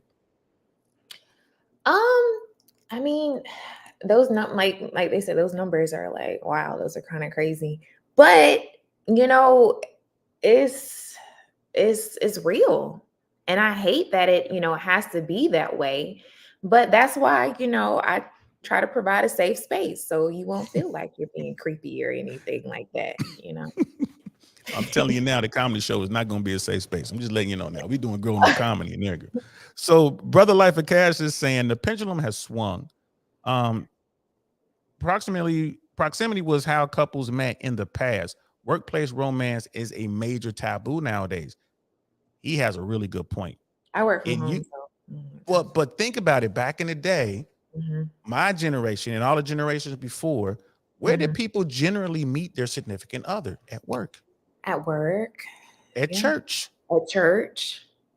More people are coming away from religion, right? More people are coming away from religion. And like you, more and more people are working from home. I didn't say you now. I just said more people. I'm just letting y'all know. I'm just, hey, cool. I know this. Hey, I know the story. I'm just a friendly neighborhood heathen girl. I know I was raised in the church. I know what time it is. But I tell people, God and I we got an understanding. I stay out of his church and he lets me live another day. That's because, listen, there's some sinners in there, yo. There's some sin. I can't go into the church because it's too easy, first of all. And I don't believe in that. I truly believe that someone's religion can really change their life. But there's so many chameleons, there's so many Jezebels in the church, and the church is beginning to change the message. You notice they are changing the words in the Bible, girl. And that's true. And so, and like when I told you this past weekend, like the guy that I'm looking for, he doesn't necessarily have to go to church every week. That's okay. Because to me, I feel like it's all about a relationship, because like you said, there's a lot of wolf in sheep's clothing, a lot of people that fake prophets, fake all of that. And that's a whole nother story for another day. But I mean, you're right. So whatever works, for you, and it's cool. And I'm the same. And my thing is, if I'm with a woman and I'm in a relationship, right? If I'm with she's religious, I know that about her, obviously, because I'm with her. Mhm. That means I am going to support her and her religion, which means I'm like I said, I'm going to go to church because I'm there to support her. Mhm. That's just something I'm going to do for her because I love her. Okay. Right? Except when football season rolls around. She know what time it is. Them Bengals playing. Okay, church be done by the time the game time. I'm just saying. Bengals playing, girl. I can't. I'll be there next week. but my point is, I'm gonna be there with her. But it's not gonna just be church, because I'm like, if you're really religious, let's dig into your religion. We're gonna be reading. We're gonna be discussing and all that kind of stuff, because that's the woman I want to be with. But I guess, like you just said, there's so many people who they go into the church, male and female, looking for what they're looking for. They find it, and then they're off to the next church. It's game. They just running game. And I tell people all the time, like, But if you're just looking at it as a science, if you ask me the best place to go and smash some beautiful women, I'll say church. Church is the number one place to go. You can run that game, right? Am I lying? That's what I hear. That's what they say. That's what they say. God, look, most of these churches are not of God. Wonderful 34 is in the building. Was good. Good to see you, brother. Another day one. And brother Life of Cash is like, unfortunately, some men don't even want to mentor, socialize, or meet women alone for fear of getting fired or canceled. We got a lot of politicians that are doing that. There are a lot of people in Fortune 500 companies that are doing that. There are dudes that just stand away because our society has gotten to a point where everyone's looking for a cheat code, right? And it's all fair. Like, people can make up stuff about you, say you did this and say you did that. So a lot of guys are hand off. Now, here's the other side to that. There was a lot of effery going on back in the day. There were a lot of powerful men using their influence, like Harvey Weinstein types, using their influence to get what they wanted from these women. Right. So I get it. I see both sides of it. But again, Harvey Weinstein, weirdo with a lot of power in Hollywood, toying with people's dreams, he was basically making a deal with almost like with Lucifer, but he held up his end of the deal. There's so many A-listers out there. They're A-listers because they decided to jump on his couch. That's grown up. Like, okay, if that's what you choose to do is two grown-ups, go ahead and do that. But don't turn around. He gave you the opportunity and you couldn't parlay that into a career. Now you mad at him. You want him to go to jail. I was like, I don't know about that. But again, another conversation for another day. Another conversation for another day. So we'll go back to the video real quick. And if you have anything to say, girl, don't forget, just let me know. So I'll stop the video at any time. The whole point of this video is this creepy aspect, a fear of being seen as creepy. Listen, there are some things men and people do that are just downright creepy. And I know a lot of you guys will comment and say, well, it's only creepy if the guy is not attractive to the girl who he approached. And I think that's the case some of the time, but that's not what I'm talking about here specifically. I'm talking genuinely creepy, regardless of what this person looks like or how attractive they are. And I'll give you guys a few examples just to make it very clear. Number one is catcalling. Don't do this. I don't know anyone who has ever had a positive result out of catcalling someone. Normally, this just makes the person feel uncomfortable and they continue to walk away from you faster. So avoid that one. The second thing that comes off as really creepy is being very sexual or making sexual comments right away. Yes, Again, something that I wouldn't recommend doing regardless of what. So you hate that? Why do you hate that? Oh my gosh, I hate that. That is so unattractive. Like I hate that. Like, can I say this? Go ahead.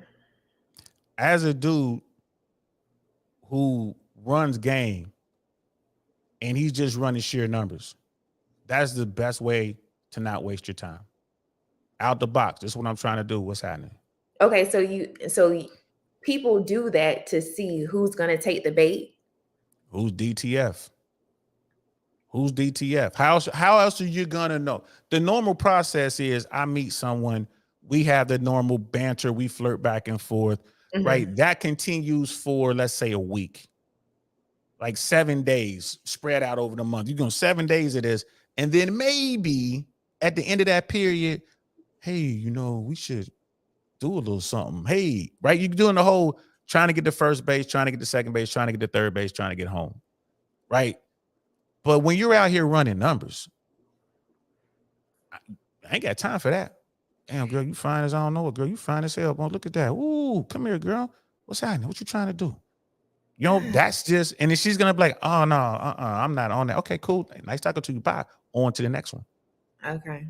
On to the next one. And keep in mind, this is a dude who gets results. He's just running numbers. He knows if I get 100 women, I'm probably gonna get 10 of them just this DTF, and of that 10, I'll probably hit 3 or 4. And those are stellar numbers. Then Those what? Then what? Okay, after you hit the 3, then what? On to the next 100. Get 3 or 4 more. That's the game. But I just feel like, okay, but what is the end goal? Remember, that guy's mission is to simply have sex. That's all he wants. So you're like, at what point are you going to fall in love? At what point are you going to grow up? Exactly. At what point do you just want one woman? Maybe never. Maybe tomorrow. But what I can appreciate is when guys are honest. And if that's what you want to do, cool. And I'm glad that, you're expressing that from the jump so I can keep it moving. So I can appreciate the honesty, but I just don't understand it. Men or women are different, especially in this sort of thing. Although, a lot of guys that how you believe that women don't like sex and they don't like doing grown-up stuff. No, yes, they do.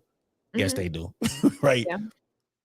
But the sex drive that men have genetically with all our testosterone eclipses the sex drive of women. Although that's changing, like, dudes are losing. Like I said, dudes are being made of women parts these days. So a guy could go out and smash an infinite number of women a month. And ideally, dudes who want to live that life, that's what they want to do. They just want to hit. Dangerous. Like, why would you want to keep? I feel you. And I'm not saying you're wrong, but I'm just letting you know. Yeah. And a guy who can do that is considered top tier, cream of the crop. Why? By other men, by other men and society. But why are you trying to like appease and be that for other men? He's not trying to show out for other men. Other men are just awed by his success because they know how difficult it is to get a woman to sleep with you. Damn near impossible for 80% of men. Did you know that 33% of men between 18 and 30 have had 0 sex in the past year or 1 sexual partner? A third. That's good. If you're not married and you got or in a relationship like that, that's good. Okay. But those numbers don't hold for women. Women are still engaging in intimacy and having sex at the same numbers they've always been having. Men, a third of men are virgins. A third of women are not. The vast majority of women have had at least 1 sexual partner, right? And the vast majority of women start very young.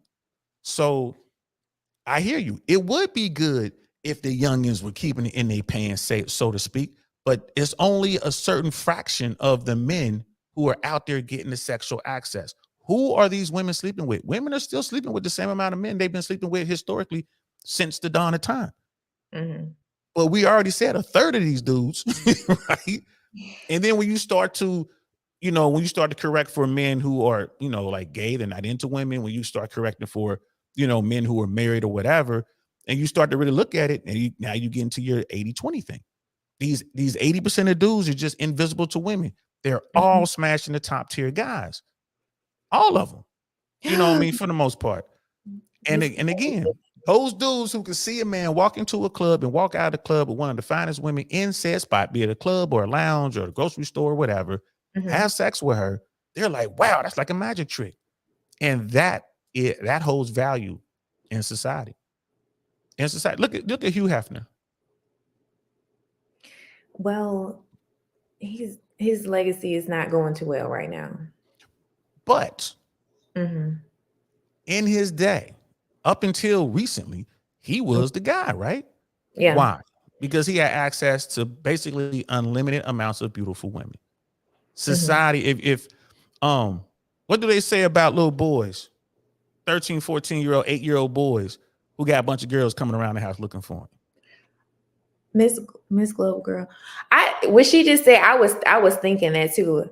Let's not talk about why women start young.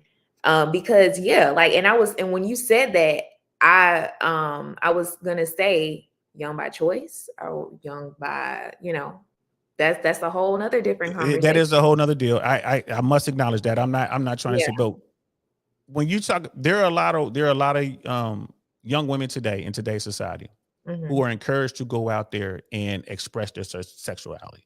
That did not exist in this same way. Because like the music and culture and social media and all of those type of things, like now. WAP. You know what I mean? That Ski Week girl. What did she say? I don't even know. I ain't never heard one of her songs, but I just know all the little kids be saying it. Sexy Red. Yeah. You know what I mean? You look at what's been. This wasn't going on, and it wasn't widely accepted. If you were a 14-year-old girl and you had a couple boyfriends coming by the house, the neighbors talking about, look at that little fast tail, little fast girl. But that little boy who's 14 years old and got a bunch of girls coming by the house, he the little man. Yeah. Double standard, I know. Yeah. But it goes to you. The question was, why is it that men are just doing this, smashing? Because it's very difficult, and only an elite section or an elite percentage of men can actually pull it off. Right. And it's just one of those things. And we're living in a time where that guy is approaching constantly, to your point. But what is he saying when he approaches? Like, what's up? I'm trying to get it right now. You about it? I want to see what's up with that WAP. You're like, nah, I ain't on that. But guess what? The next girl or the girl after that is going to be about it. She might be with it.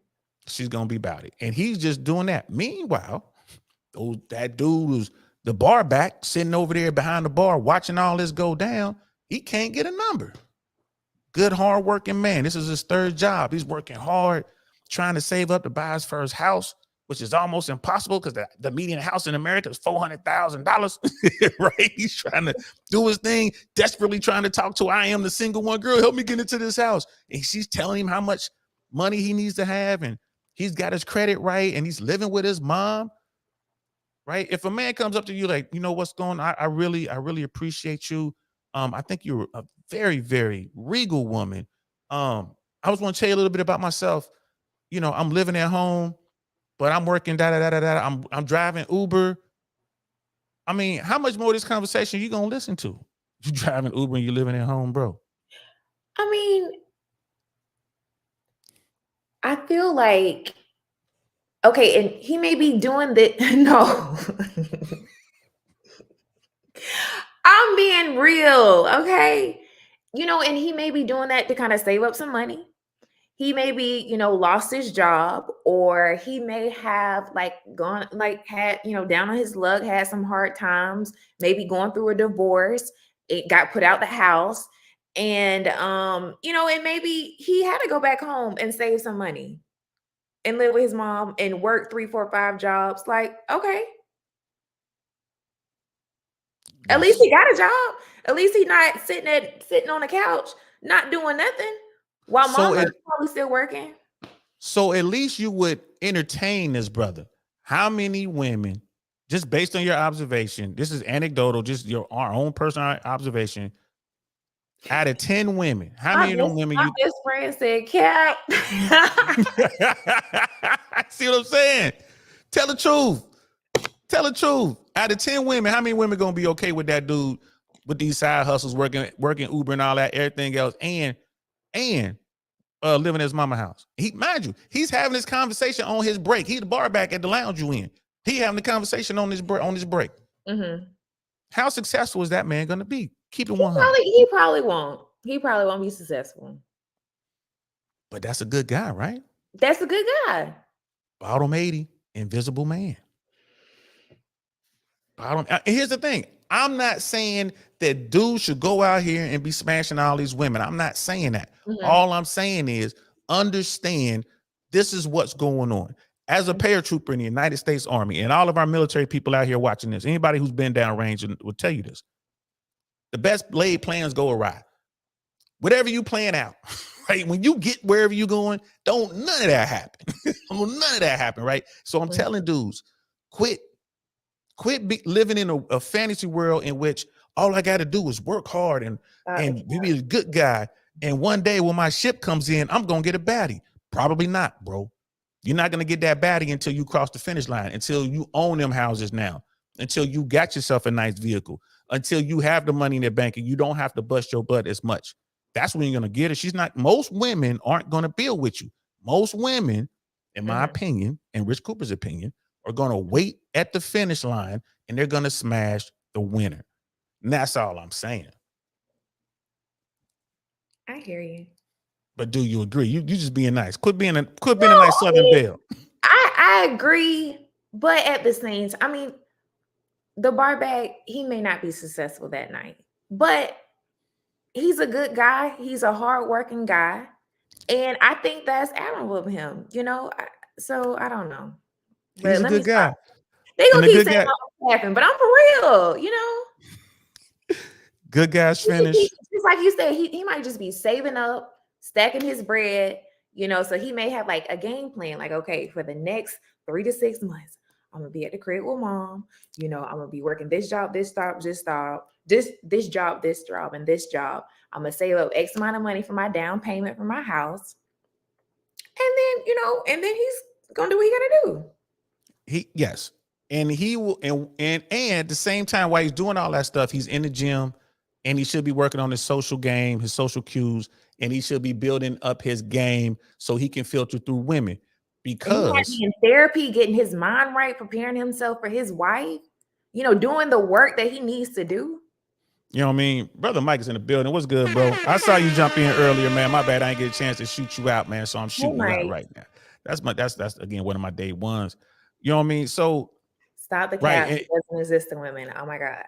And look, and Life of Cash is right. He's going in the phone as food when he can afford it. So when he starts to come out, right, he starts to get to the bread because it takes, you know, for a woman, and this is something like Fresh and Fit. I don't think you've ever watched Fresh and Fit. We have to bring you back and watch a Fresh and Fit show just so I can see your head explode when you watch some of this stuff. Let me see. Fresh and Fit.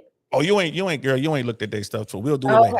Don't do it now. We'll do it later because I want everybody to. It's gonna be like fresh. Like you ain't never see. Promise me, you're never gonna look it up. You ain't gonna watch it. We're gonna do another show. Okay. You're gonna do another show. You're gonna come because I want to watch your head just explode when you see the content. Like, what are they saying? But Fresh and Fit says a lot of things. One of the things that they say is the one I want to talk about now is women are pretty much born with their value up front.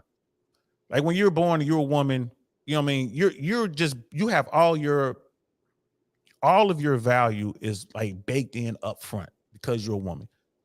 And when it comes to the sexual marketplace, dudes are going to come to you, except now with this little thing we're talking about. And even now that men aren't approaching, they still approach these young girls. You know, these girls from 18 to 25, they still getting all the attention in the world. So women are born with their value and they have to do whatever they can to maintain to save their value, maintain their value. Men have to earn their value.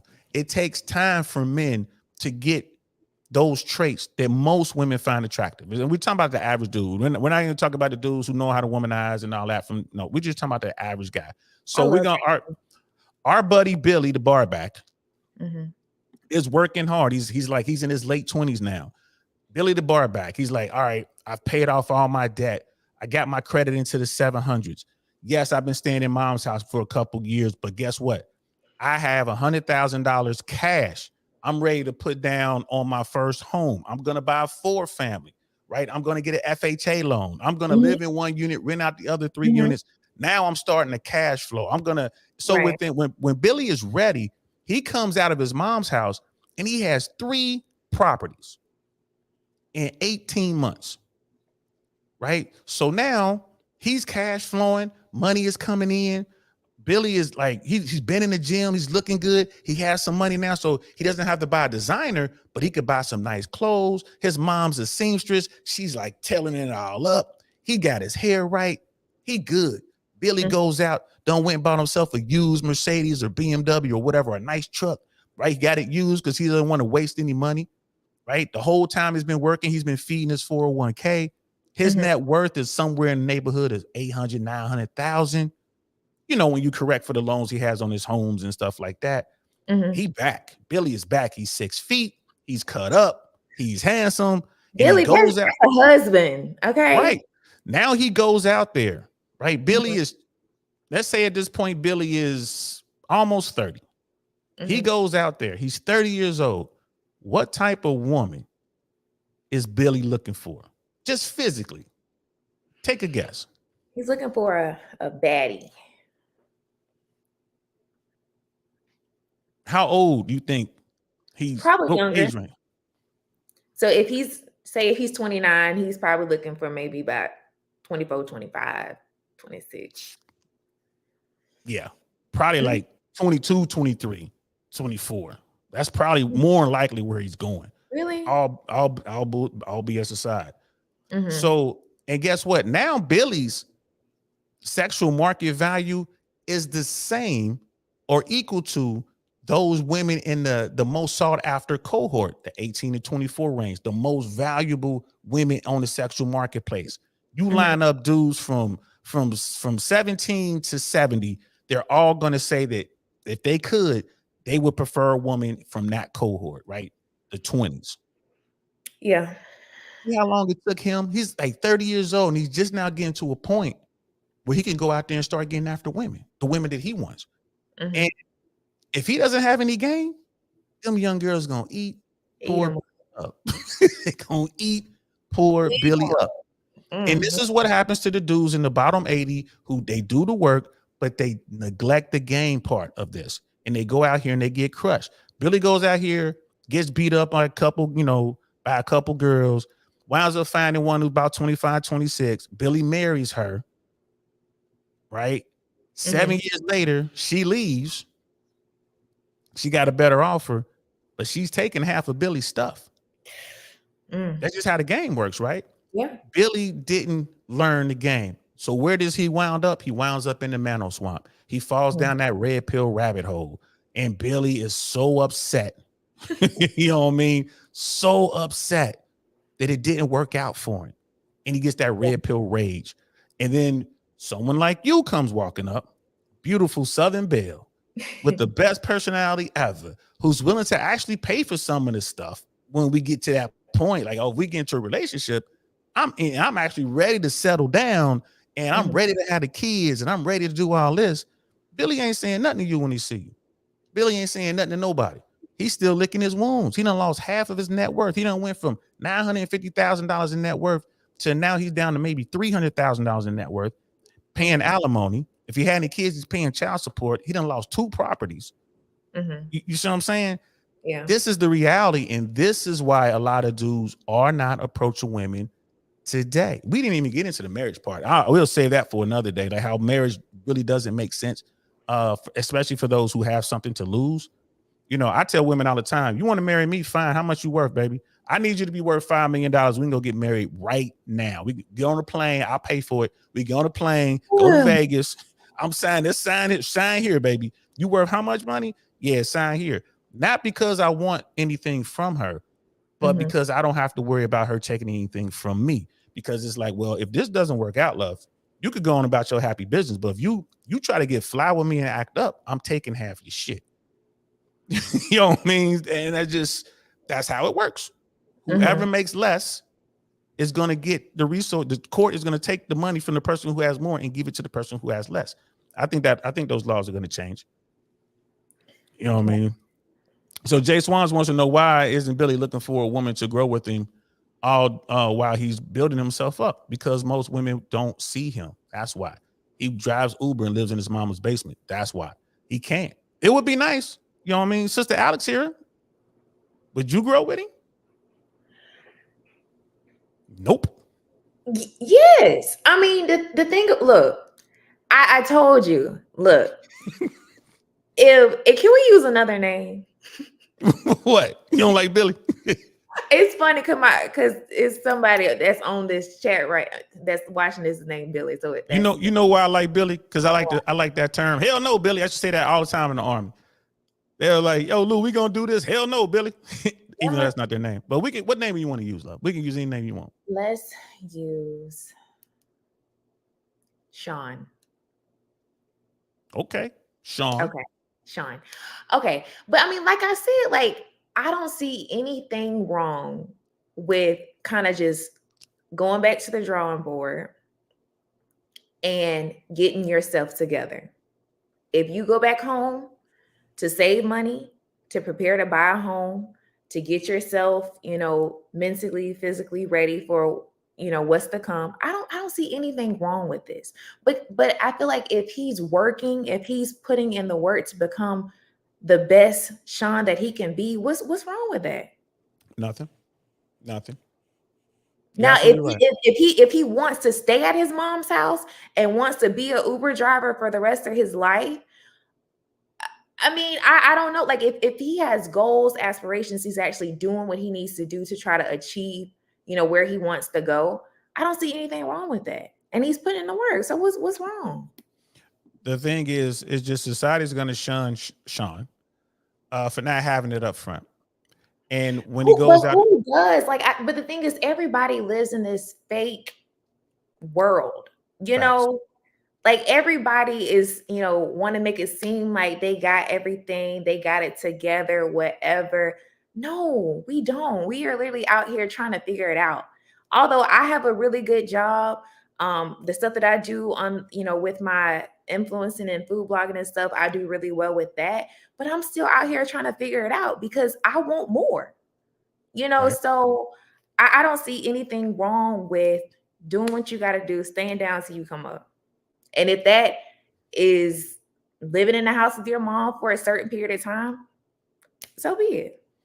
And the other thing too is it's not that he's going back to the drawing board. It's just so difficult for men compared to women. Again, men aren't born with their value; they must create it, right? So again, shout out to Myron and Fresh and Fit talks about that all the time, and I agree with it. Men have to create their value. Sean, formerly known as Billy, is out there working his butt off, trying to get it together. He's starting from scratch, so it's not like he's going back to the drawing board. He's just trying to build wealth. Guys come out of high school, 18 years old. If they go to college, let's say college was paid for, they got a scholarship or something like that, right? So 22 years old, they're in the marketplace. And if you're not already making six figures, it's a wrap. If you line up a bunch of women, you're going to have a lot of women who say, well, I want a guy who's taller, generally taller than me. But if you had to press them on a height, they'll generally say 6 feet. I want a guy that's 6 feet tall or higher. I want a guy who makes six figures or more. I want a guy who is charming. He's handsome. He's fit. Right. So, and we talked about this on Saturday. Mm-hmm. You want a guy who's making $100,000 or more a year. That's single digit percentile in America, right? Especially if you're talking about a black man, low single digit percentile, right? 14, I think it's 14%, 15% of Americans earn over $100,000 a year or more. 15% of Americans, 15% of Americans make over $100,000 a year or more. I think it's 14% of Americans are over 6 feet tall. And then you look at being fit. What is it? 25, 30% of Americans are fit, which means 70 to 75% of Americans are obese. If you just look at those three matrix, the person you're looking for is rare. Off rip, right? Most Americans are fat or overweight, right? You know what I mean? That's just obese, clinically obese. Most Americans.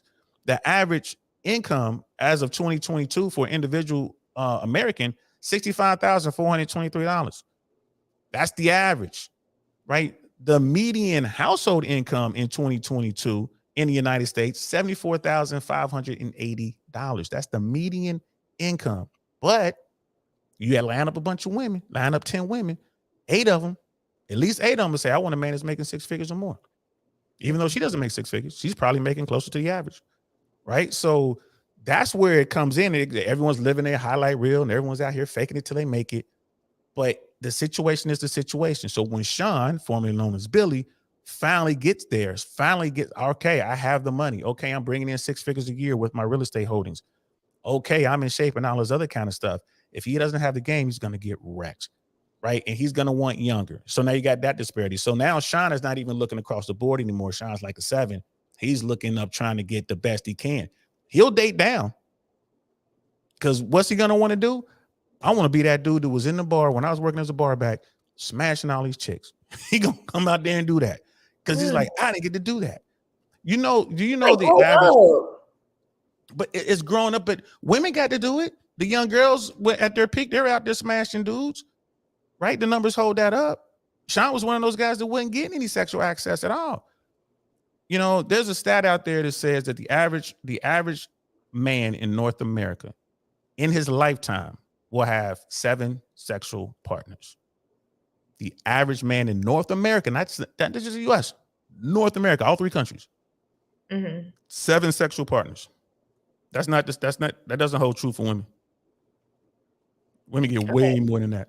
Okay, so the stats are for a woman. We gotta look that up. The stats were a little different for women. It was I forget the name of the website. I think like the Family Development Project or something like that. They say women who have over 5 sexual partners or 5 sexual partners or less, or more likely to be in a committed relationship or better marriage material. I'm paraphrasing. I don't have the data in front of me. And these stuff. I know it is what it is. It was just needs something. You need a point of reference. And they said the number was like the higher the sexual partners that they have, the least likely that they'll be happy with marriage and be a faithful, dutiful wife or whatever. I'll find the stats for you. We'll talk about that on a different show. I want to shout out I Am the Single One. She has been in the chat, like shouting me out. She has been in the chat, like posting my Instagram and even my YouTube. I haven't done a lot of stuff in YouTube in a minute, but I'm coming back. I appreciate you. I Am the Single One. And as soon as I get my phone back and everything, I'm going to follow you back too, girl. Thank you for your support. You should. That's my girl. And we're done with that part of the conversation. I want to end with what you do with the food stuff. But and then Ms. Globe girl, she's like, aren't y'all exhausted with this narrative? No, because I see it every night. Whenever I go out, whenever I go to Edition, you know what I mean? Whenever I'm at the JW Marriott, whenever I'm at the Smoke the Cigar joints, whenever I'm out, whenever I'm in Miami, Atlanta, Dallas, Vegas, wherever I am, Seoul, Korea, Japan, Tokyo, whenever I'm out, I see it. I see it constantly. Most women don't see it because they're not looking for it. I sit back and I'll watch the game play out. I'm telling you, Alex, we're going to start going out. I'm going to go to Edition. We're going to go to the second floor on Edition.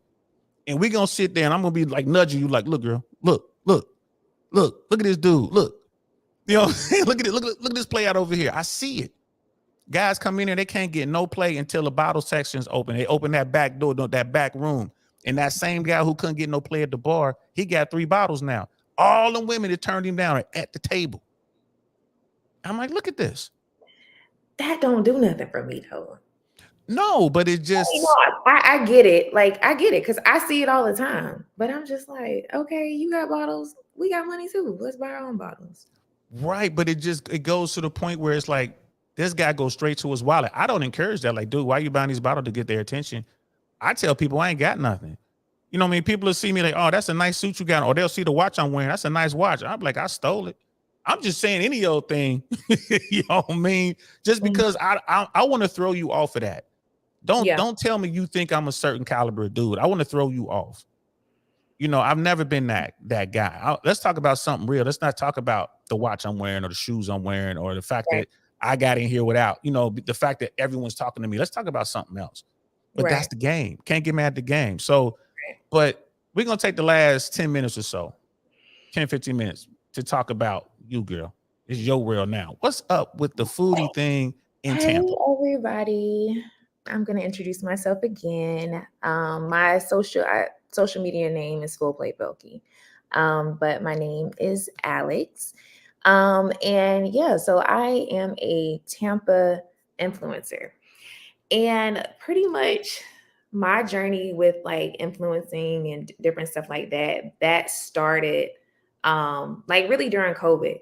Of course, we really didn't have much to do. And I mean, I like to eat. Like, I love to eat. Okay. Can't tell, girl, you light as a feather. It's genetics. It's My mom said I got until I turn about 50 and then it's gonna start catching up with me. So I got a little bit more time left. But yeah, so honestly, like I love to eat. So it started during COVID. I would just like post, like get takeout and like post it on my story or whatever. And then, different people would chime in and stuff. And then when I had moved to Tampa, October of 2020. And I was like, you know what? Let's take it up a notch. Because before I was living in Gainesville, Florida, really not a whole lot of things to eat, not a whole lot of stuff to do or whatever. So when I came to Tampa, I was like, oh my goodness, there's so much stuff in Tampa. Like, let me just start posting my experiences when I go to these different places. And then December of 2020, I kind of got like really serious. I'm like, okay, I'm only going to post stuff about food. And going into 2021, I started posting consistently, and different like restaurants and stuff just started reaching out to me. Hey, we saw your post you made for such and such. We would love for you to come to our restaurant. And like when I first started, I'm like, wow, this is great. Like a restaurant wants me to come in and give me free food. Like this is amazing. Like I never thought that was going to happen. But then fast forward to now, I'm able to get different brand deals, partnerships, sponsorships with different like companies. I pretty much go to like a lot of different restaurants like on a weekly basis. I go to grand openings, just different stuff like that they have around the city. And like with my Instagram, is not solely just for food. It's also like vibes, like what's going on, like what's the next festival that's coming up, like what is a good spot to go to if you want to like listen to music or different stuff like that. So I primarily talk about Tampa food and the vibes in Tampa. And with me, like I said, I like to eat. I like to have a good time. I like to chill and just, do cool stuff. What's your favorite steakhouse in Tampa? I love Ocean Prime. I'm a fan. I like Ocean Prime. Fleming's is really good to me too. Fleming's is good. Charlie's. Mm. You don't like Charlie's? Mm. And a lot of people say Burns, but honestly, I was gonna say you didn't mention Burns. I'm like, you never mentioned Burns. Burns is like more so like the desserts and stuff. No shade to a Burns fan or whatever. But my favorite, I love Ocean Prime. Like to me, it's not just like the food, it's like the vibe. Like all of the wait staff is perfect. I ain't gonna lie to you. That the wait staff at Ocean's Prime. It is perfect. Like from the time that you walk in, like the people at Valet, they're nice. They're very attentive. The person who's like opening the door, the hostesses that are out in the front. Like with me, I love good service. So Ocean Prime always provides a wonderful like service. Like they just set up like a good atmosphere, and I love that. I do. I'm gonna tell you this though. I agree with you. Your list, I'm cool with that list. But I tell people all the time, like the best filet I've ever had in Tampa, I got from Scores.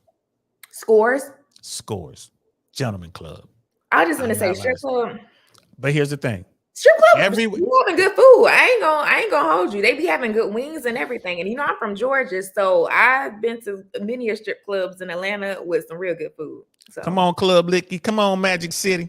You're right. Magic City, Cheetahs, Blue Flame. Okay. Ooh, but here's the thing. And people hear me say that, and they're like, man, you just want to go in there and look at booties. I said, I tell you what, come with me to Scores, have the filet or the lamb pops. And if you don't like it, I'll pay for it. And they come in and they're like, you got it, bro. This is fire. This is fire. They ain't looking at none of the girls. Oh, I want to try it. It's on. It's on. I extend that. It's on. It is absolutely on. We'll go in there and you'll be like, damn. You know what I mean? My business partner, you'll meet him Tuesday. He's connected with Scores. So listen, I was gonna wrap this up.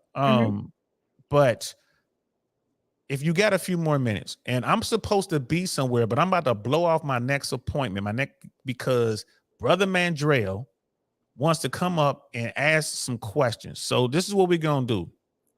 Okay. I'm gonna post the link. The link is in the chat, guys. The link is in the chat. And it's open.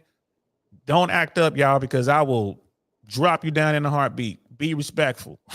Please be respectful. Be respectful. But like I said, Mandrell's my favorite Green Beret. And I was looking at the chat and he was like, I promise I'll be respectful. Mandrell's not disrespectful. He just real. You know, you got a Green Beret. This dude deals with real life stuff. So when he gets going, he's just real with it. So the link is there. So Mandrell, if you out there, man, come on, let's jump up here. I know you got some stuff you want. Life of Cash, if you want to talk about it. Life of Cash, Italian, Indian, and sushi. Like, what are you talking about? Miss, you talking to Miss Globe Girl? That's not it. Is he asking like Italian places? Oh, he's asking you. Yeah, Italian, Indian, and sushi.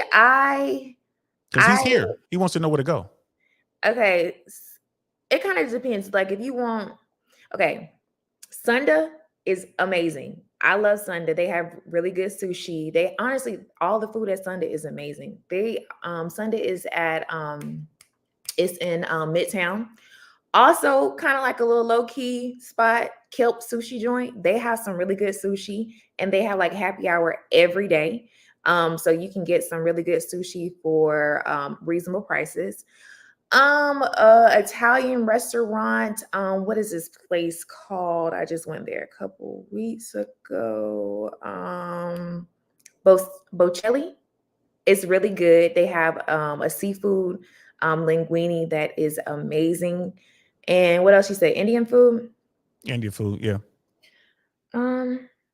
This is one place that's good. I don't necessarily eat Indian a lot. I can't even think of the name, but is it because of the spices? Like it's just a little too much for you? Yeah. And I'm not a huge me and spice, we don't go together. I ain't mad at you. I ain't mad at you at all. Follow me on Instagram. Yeah, and here's the thing. I'm not gonna hold you.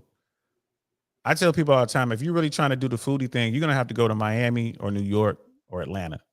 Because Tampa is Tampa. I mean, Tampa, Orlando, whatever. But if you really want to get into it, and if you're in Miami, you're talking about Italian, Carbones. You cannot beat Carbones. If you girl, you got influence, get Carbones to get you a table in there.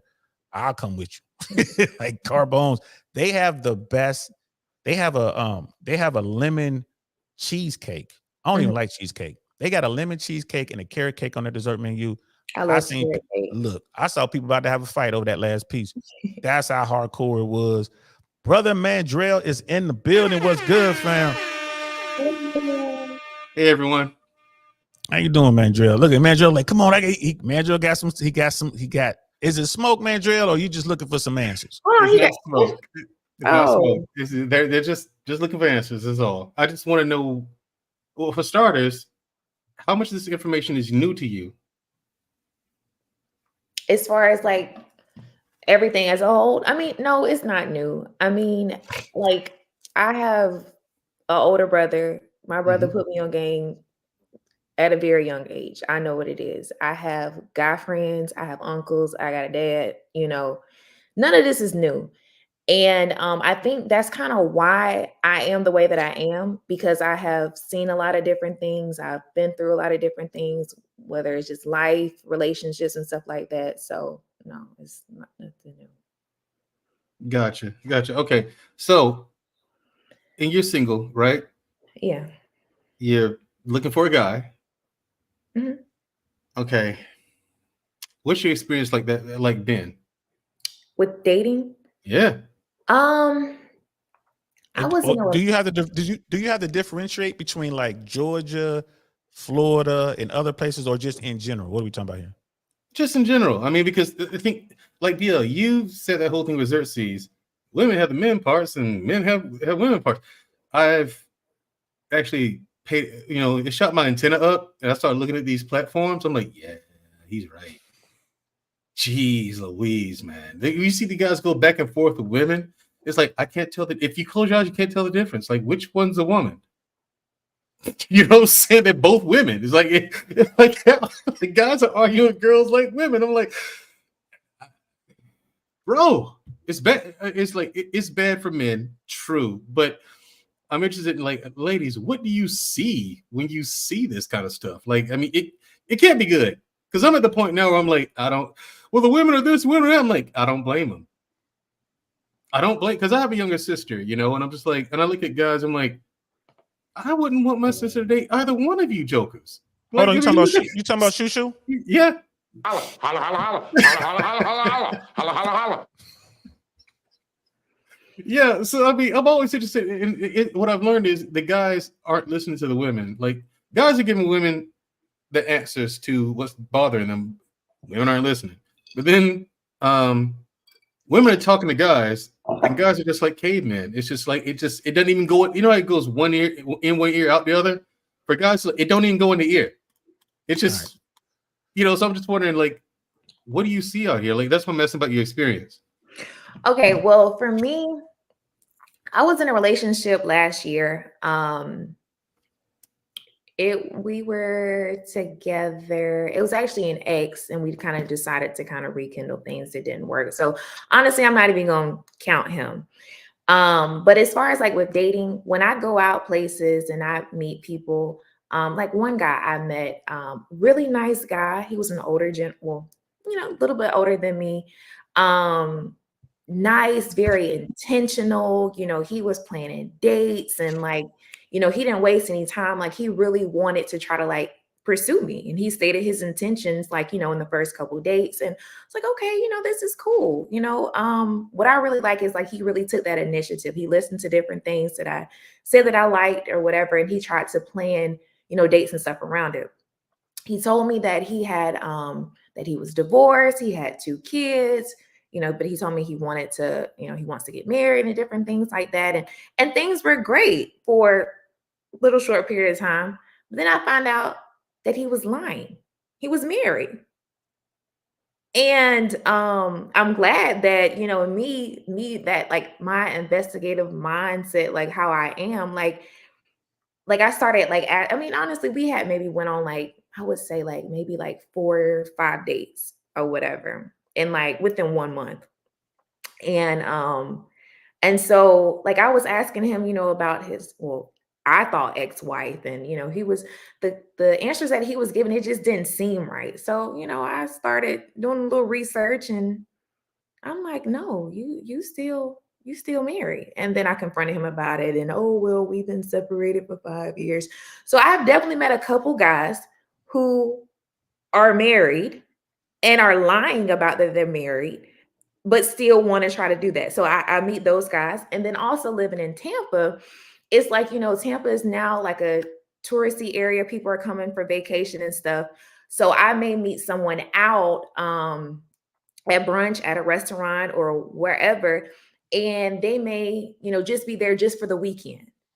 And they may want to meet somebody, do whatever, but that's not me. So I have met different people like that. Also, I've met people who, maybe are like just moving down to Tampa and they just want to have a good time. Like they don't want to be serious. They don't want to, be in a relationship or get serious, because I'm not the type of person, like, I feel like I have, I've had fun. I'm at a point where I do desire to be married. I don't have any kids. I want to have kids. So when I date with an intention. So I have not, and I recently, last year, I went on a date with a guy who I had met, who's a police officer. He was a really nice guy. But he just, he was just like, with my schedule and stuff, I never end up like being consistent when I'm dating. You said he was a police officer? He was a police officer. Houston, we have a problem. Well, it was only one day. Yeah, he was cool, but I was like, yeah, I don't think it's gonna work. But but yeah, so it's like I go places, I do things, I meet people, but it just don't happen. It just don't work. And I just feel like, I'm too old to kind of just play these games. And when I start seeing certain red flags or certain situations that happen, I gotta get out of there. Gotcha. Yeah, I've answered these questions because I'm curious as to what it's like with when good women who are out here looking for good guys. You know what I'm saying? Like, because they always say, like, women meet trash. You can meet trash people anywhere, but for women, 2 or 3 of them, and they're done. They're done. They're over it. So I'm just like, okay, what keeps you motivated? What keeps you going? Like, do you think there's any hope? Do you think all this hope is lost? Well, I mean, because I do have a true desire to be married, and I mean, I'm a hopeless romantic. I believe in true love, and I believe that God has somebody in store for me. I don't know when, I don't know how, I don't know who that guy may be, but I just try to I mean, I don't know. Like I just try to just keep going. And it is hard because when you do date people and you get hurt and you get lied on, I mean, you get lied to and you get cheated on, like it can definitely like hurt, you and change how you are. But like I try to continue to just be who I am. I'm a genuine person and I do well. I treat people how I want to be treated. And just because you hurt me, just because you do something bad to me, it's not my initial instinct to try to hurt you as well. I just, just go and do my own thing. Just move on. Just float Just on. move Like, all on. right, float on. I'm showing my Yeah. age. I don't even know about that song. That's some I old know school. float. We've heard. I've heard float. Yeah. So, Yeah. you got any more questions, Mandrell? No, because I know you got to run. Yeah, I don't want to take up too much of your time. It's just I am curious because I see women in these spaces and It's I meet just women in hard. real life. It's just like I wonder what they're going through because now I understand. I see what women go through with guys. You know what I mean? Because guys, to me, they're rather Yeah. effeminate, wouldn't you say, Dio? They're made In of my man parts. opinion. It Yeah, doesn't matter what women- Mandrell not think. I'm with Mandrell. I think these dudes are real soft. Alex, are these guys soft, or is it just something that me and Mandrell just, we're being too I hard? mean, some of them are, but it is Quit crazy. being I mean, nice. like, and look, I got some stories. Like the guy who was lying about married, that's just one thing. My ex was taking me to the airport, and a girl pulled up on him, jumped out the car. Who is this? I'm like, what? Like we have, as women, we deal with a lot, okay? And I'm sick and tired of it. But I still have hope that my husband is out here one day.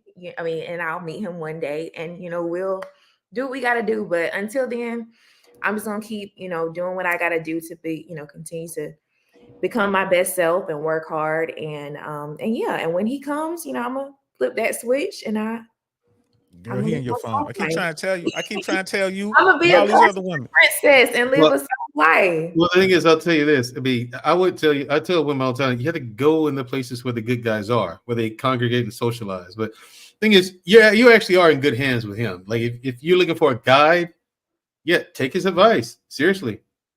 I wasn't kidding when I said in the chat, listen to the man, people. He knows what he's talking about. He is correct. I appreciate that, Mandrell, because I'm out there in the trenches. I'm just that guy. I have to be out there because we're trying to build up our comedy brand. I have to be out there for as a producer. I have to be out there as a comic.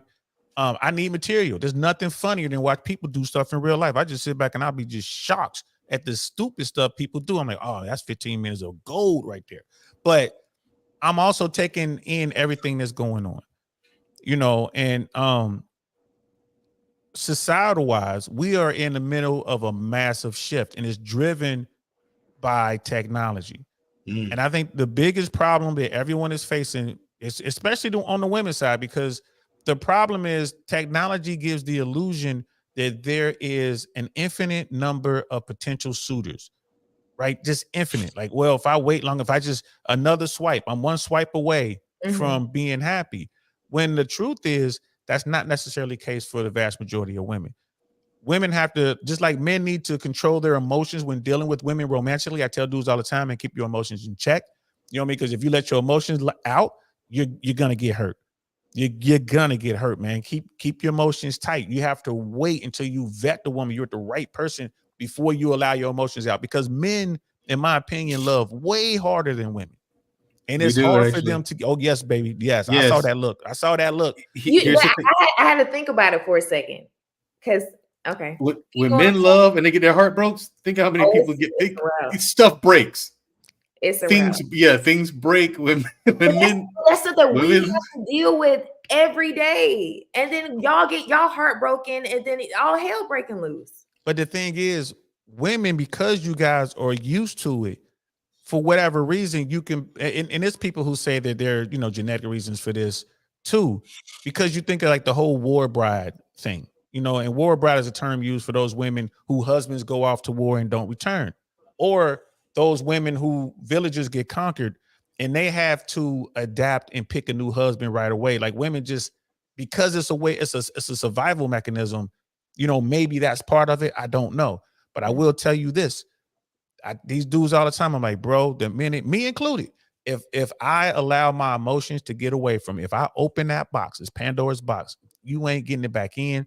And if you got the wrong one, it is going to hurt. So this is the kind of stuff women can get over it pretty quick. You know what I mean? Pretty quick. And, I'm not one of the red pill guys who are going to tell you that all women are terrible and, they ain't no good women. So you might as well just go out there and smash them all. I'm not saying that. All I'm saying is the climate on the ground has changed. Society has shifted majorly. And if these men are out here like, I'm just going to be a good guy and boo Andrew Tate, he's horrible. Boo Myron Gaines, he's horrible. You need to listen to what these dudes are saying. Figure out what's going on. Become the best version of yourself. Learn how to be socially in tune with what's going on around you. Learn how to talk to humans. Mhm. Women are included in that. Learn these things. Yeah. Accept the truth for what it is, and you have a better chance of success.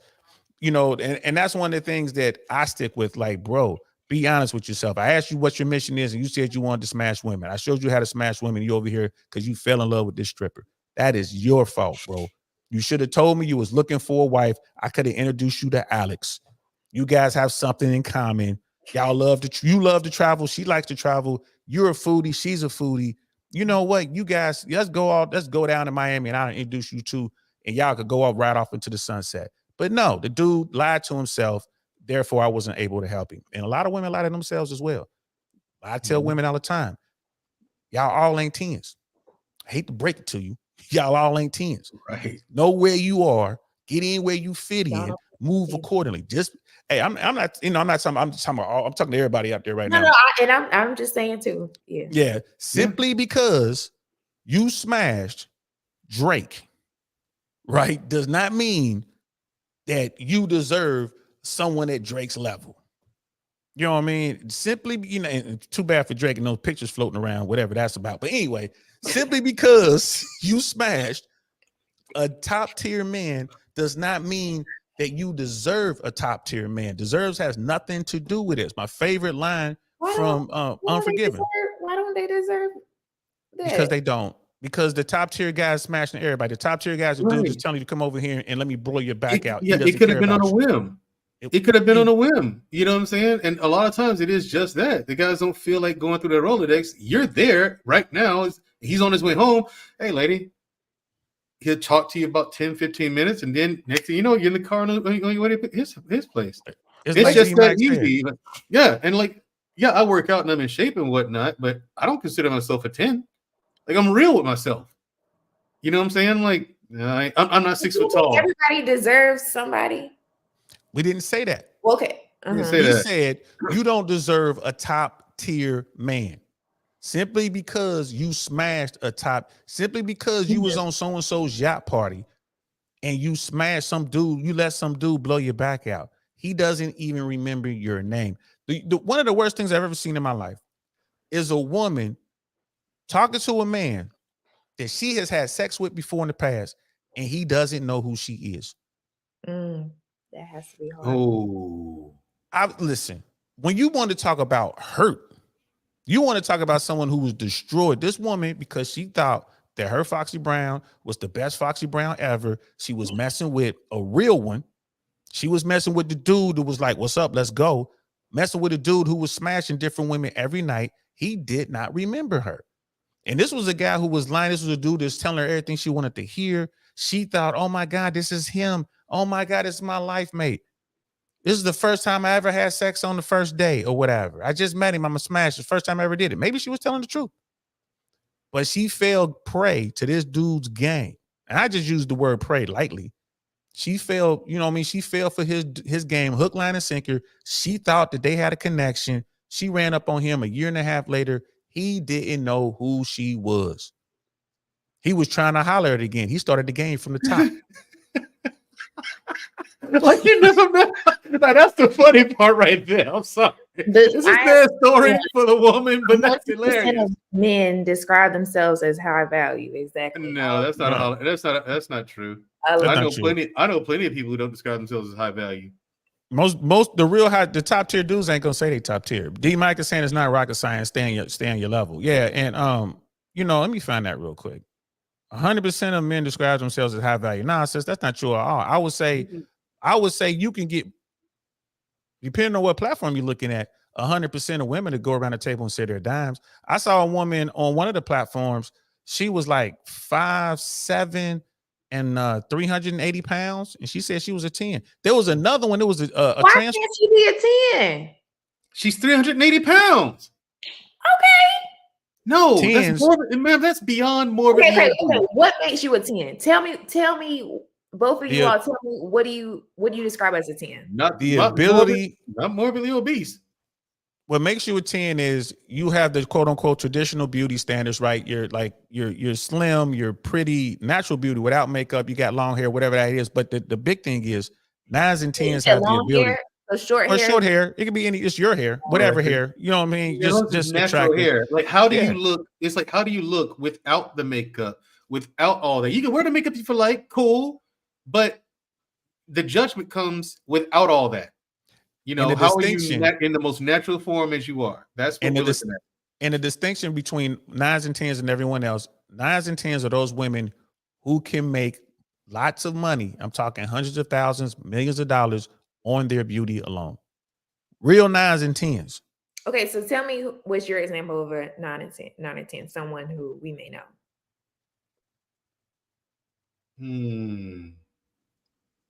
Yeah, that's a tough one. That's a small list.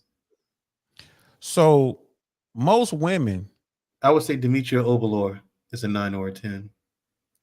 I don't know who that is. Let me look her up. Yeah, you might not know who that is, but Demetria Obalor, to me, it's like a 9 or a 10.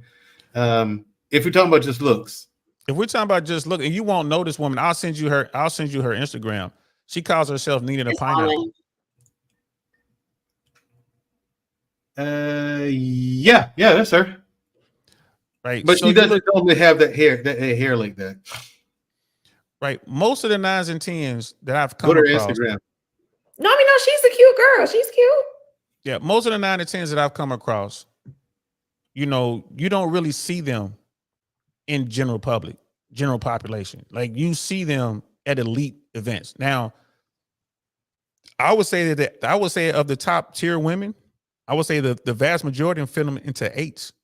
Women who really good with their makeup, they have really good social skills, and they're just in these areas and they're around these powerful men. They don't necessarily have to be. I wouldn't walk up and say, "Oh, she's a 10." Like you look at someone like Michael Sertain, and I'll send you some of his stuff. Sis, we got to bring you back. Sis, I'm going to introduce you to the Red Pill. I want to introduce you to the Mano Swamp and have a couple episodes just to see your head blow up. Like, what the hell is wrong with these men? But there are people out there who love women with fake breasts and the BBLs and the tons of makeup and the fake hair and all that. There are dudes out there like, "Oh, she's a 10." You know what I mean? Kevin Samuel said, was it Nicki Minaj he was talking to? Was it her or was it? I know he had someone while he was still alive. God bless the dead. He had an interview with someone like a Nicki Minaj or something like that, and said She was on this show. He told her she was a 10. I'm like, no, absolutely not. No, Nicki Minaj is not a 10. Absolutely not. But he was, he was making his way up in the clout status, doing his Hollywood thing. When he told her that was a blatant lie. Because he go back and watch some of the early Kevin Samuel stuff. He would name names. He was like, was it Angela Bassett? Now that's a 10. To some men, right? Yeah, to some men. Here's the thing: you turn that clock about 15 years, because at her age today, she's beautiful. At her age today, she's killing 30-year-olds. Her shape, she's DL. 30, there are 30-year-olds. She's killing them. Right, Eartha Kitt in her day, Pam Grier. Yeah. There's different like beauty standards out there. Old girl from Destiny's Child, Kelly. What's her name? Kelly Rowland. Yeah. Short hair, beautiful sister. I mean, I would say that's that's a 9 or a 10. Someone that beautiful, her, because she just disappeared and just went on and led her life. I'm pretty sure it was a great life. You know what I mean? D-Mac is saying most women are fives, but listening to their friends and wearing all the fakery, they actually think they are higher on the sexual market value scale. Then Yeah, you are not. They don't let's get be love. honest, because I hear you, and I get you trying to be nice, but if we're being honest, 5'7", 300 pounds, no. That says a lot about your self-esteem. I mean, that says you're going to be, because I've dated women who go to who are gym rats, like myself. They're nice to look at, but I mean, it's just their personality, they're nightmares. You know what I'm saying? So it's like, and Ms. Glow Girl, and they're really in good shape. So you know, as far as what men are looking for, personality plays a big part in that. Because I don't want to come home and argue with a woman every night. I just want to have fun with you. I want to enjoy your company. You know what I'm saying? Alpha women are gonna have trouble. Yes, right? they are. Alpha women, and Sister Alex, I'll give you the benefit of the doubt. I'll say, okay, you can turn yours off, but most people can't turn off their alpha. Alpha women are gonna have trouble. Miss Globe Girl was saying wearing tight slacks with your church shoes don't make you top tier. Facts. I give you that. There's a lot of dudes out there. Yeah, but seriously, that'll put you in the top if you can womanize. But if you can womanize, that'll put you in the top 20%. So the top 20% guys. You look at the top 20%. Who are the top tier dudes? The dudes who are in the top 3.5%. Those are top tier dudes. Those are dudes who are truly wealthy. Those are the guys who, have the best educations. Those are, and then you add in the fact that some of these dudes are tall or whatever, but those are the guys who are getting women lined up all day, every day. Those are the dudes that have the mistresses, the concubines, whatever you want to say. They have them. Those are the dudes that women will share. It's easier to determine who's the true top tier guy. If a group of beautiful women will share that man, that's a top tier dude. I don't care how much money he has. You know what I mean? You got a bunch of women willing to share him.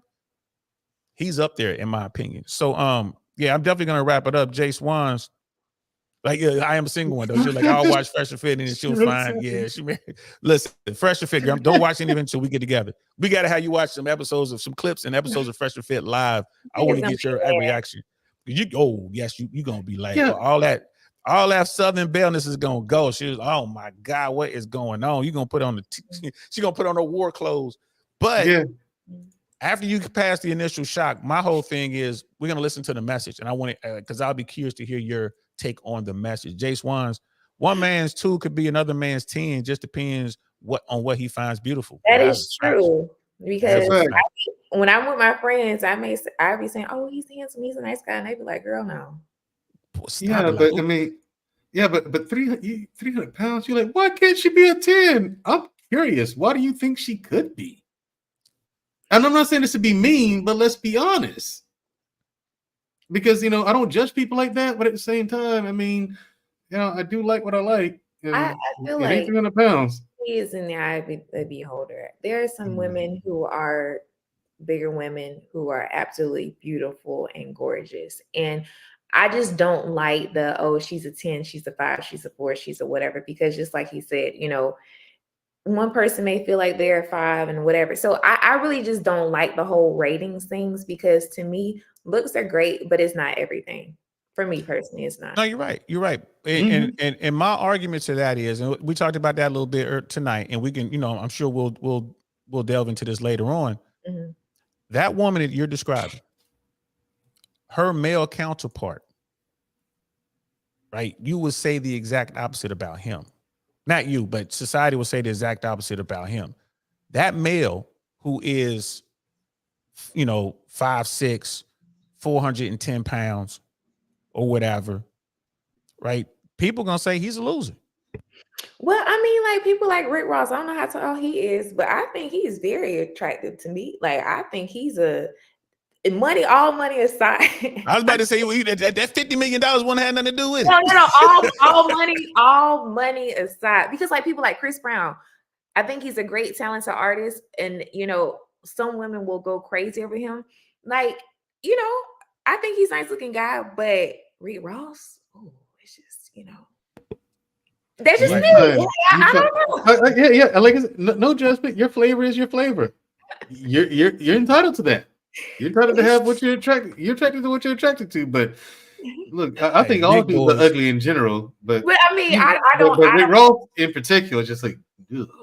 I don't Big have. I boys don't gonna have be a all type. up in your DMs, girl. Them big boys saying, hey, Right. like, oh man, watch your Instagram. What? I got a feed, chance. blow up. Hey, I where got a she at? chance. Hey, girl, what's happening? Yeah, Let me you send know. her a DM real I quick. mean, you carried well. You groomed Stay really up. nicely, and got some confidence. Confidence is so important to me. Like I Mm. love a man with confidence.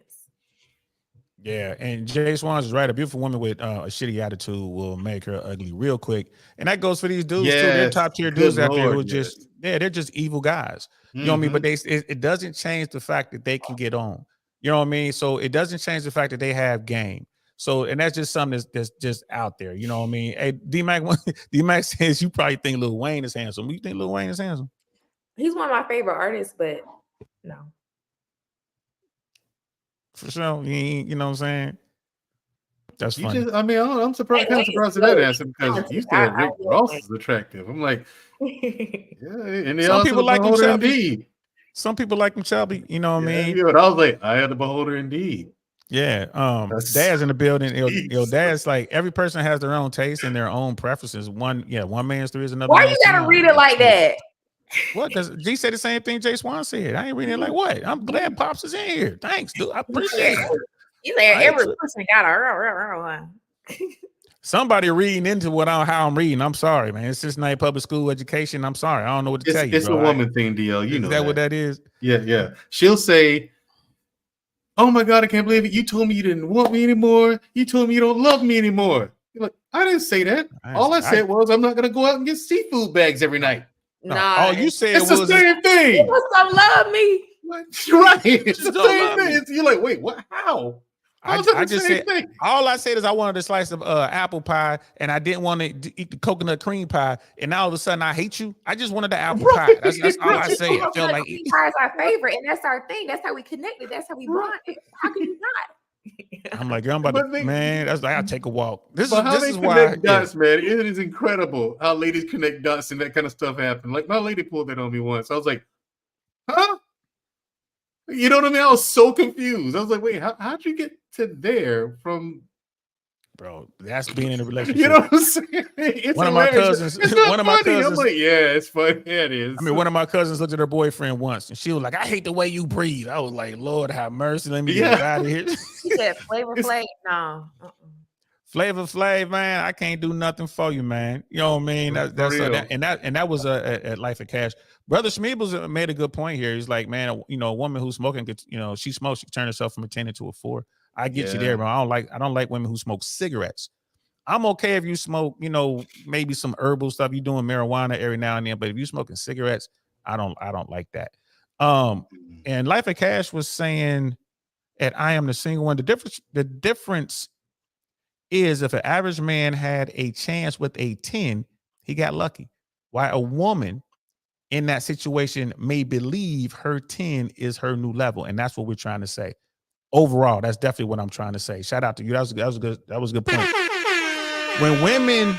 When women find themselves in a situation where they're with a guy who was clearly out of her class, in her mind, she believes that is what I qualify for now.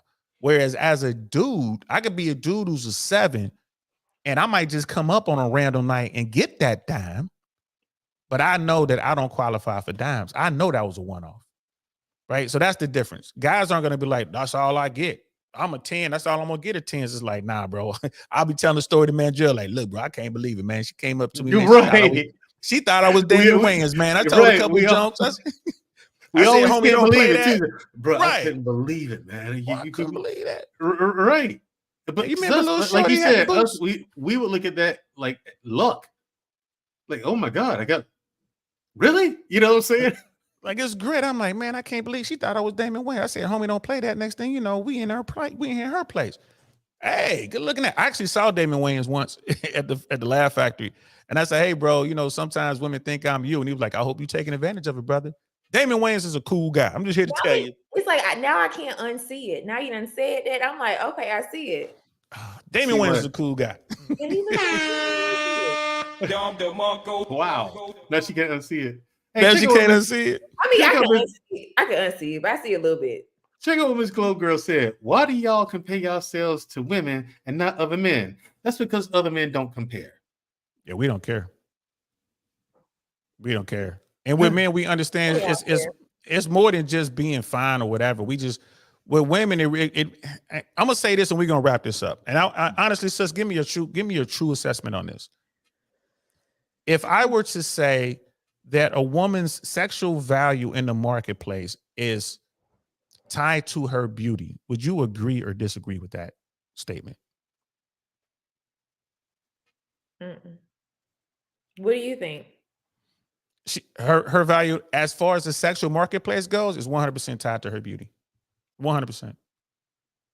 It doesn't matter how many letters she has behind her name. I don't care if she's a doctor of this. I don't care if she has a master in that. Doctors and all that stuff, that doesn't matter. But I think I don't care. I don't care if she's a millionaire.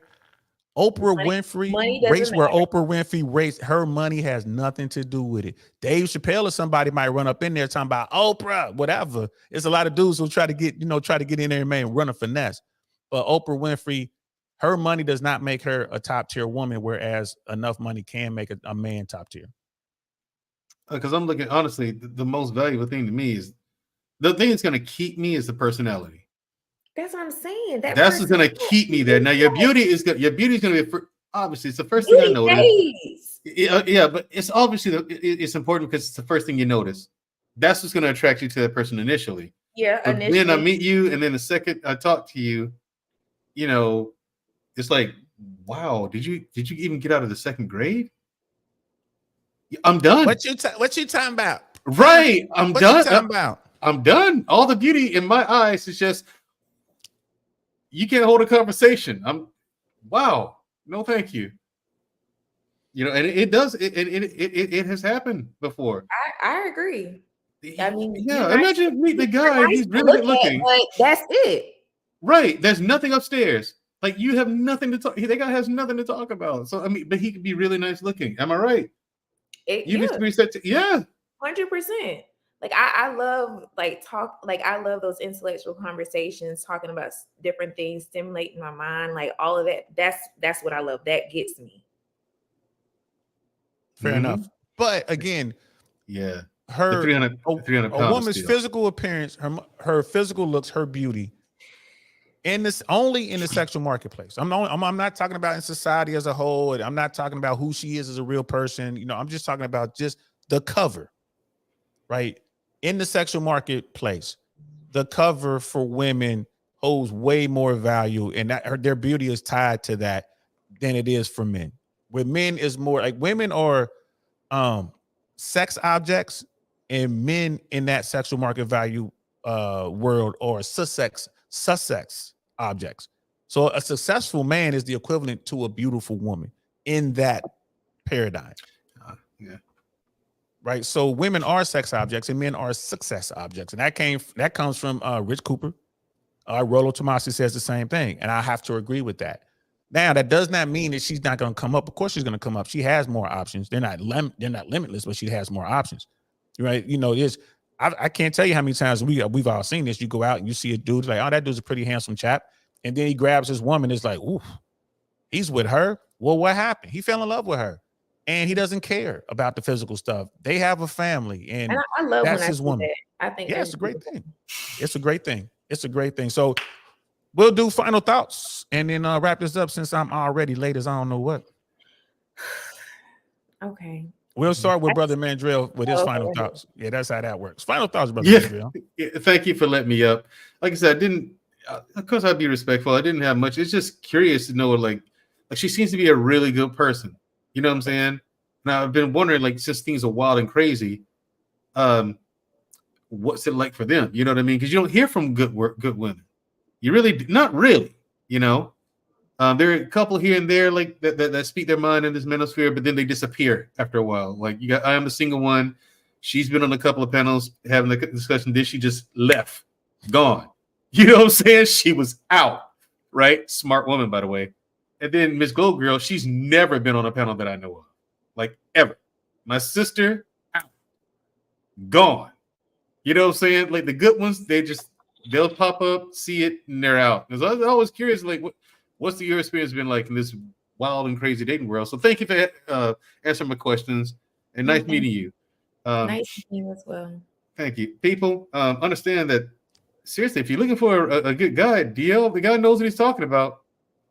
I can't dispute anything the guy's saying. And I've looked for ways to argue. I've looked for places for him to be wrong. And it's like, you know what? You can't go wrong with what he's saying.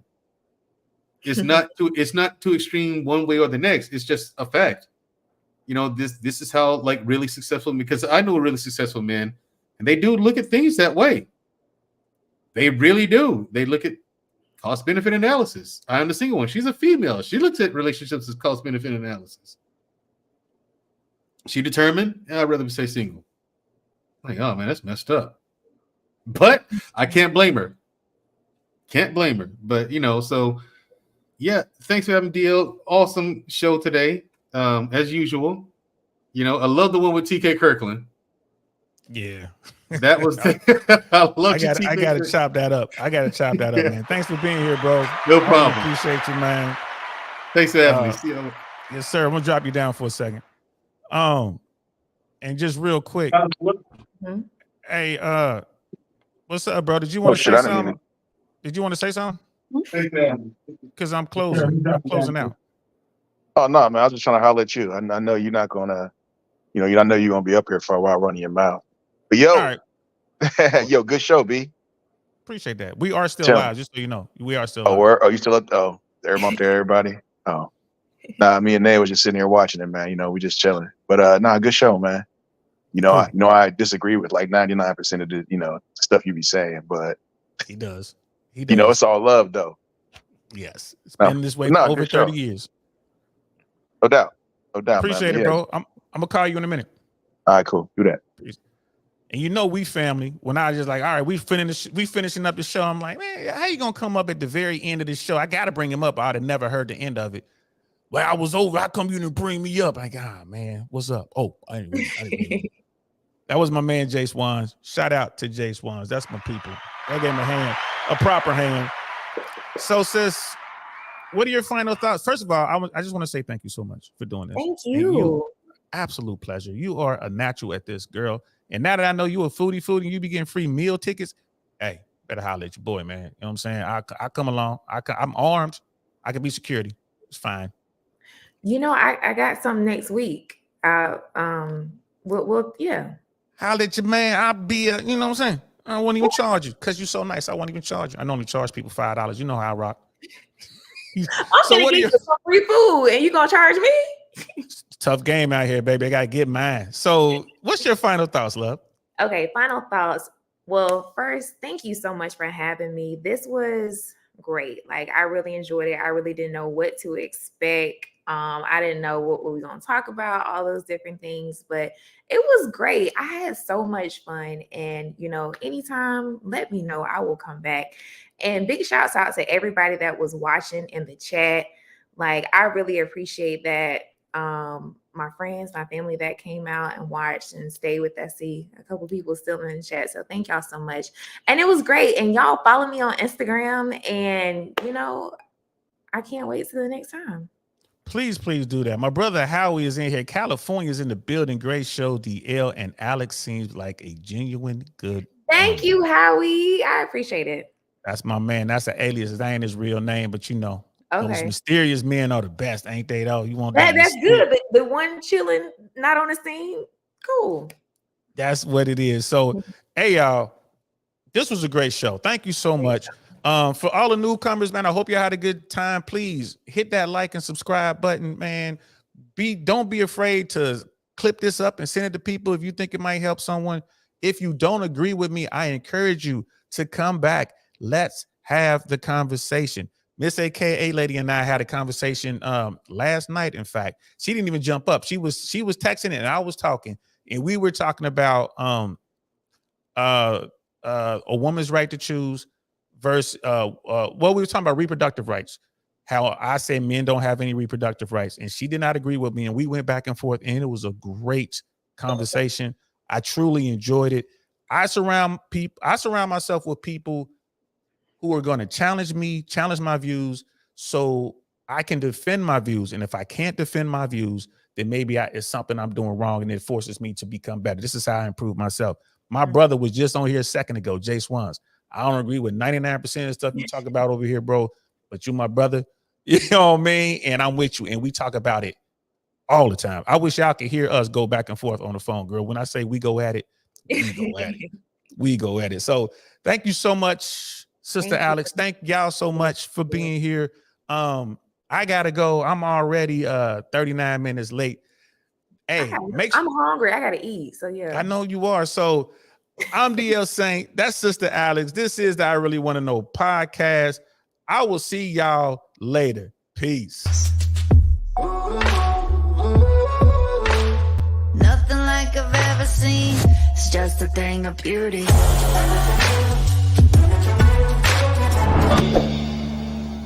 Darn, that's the end.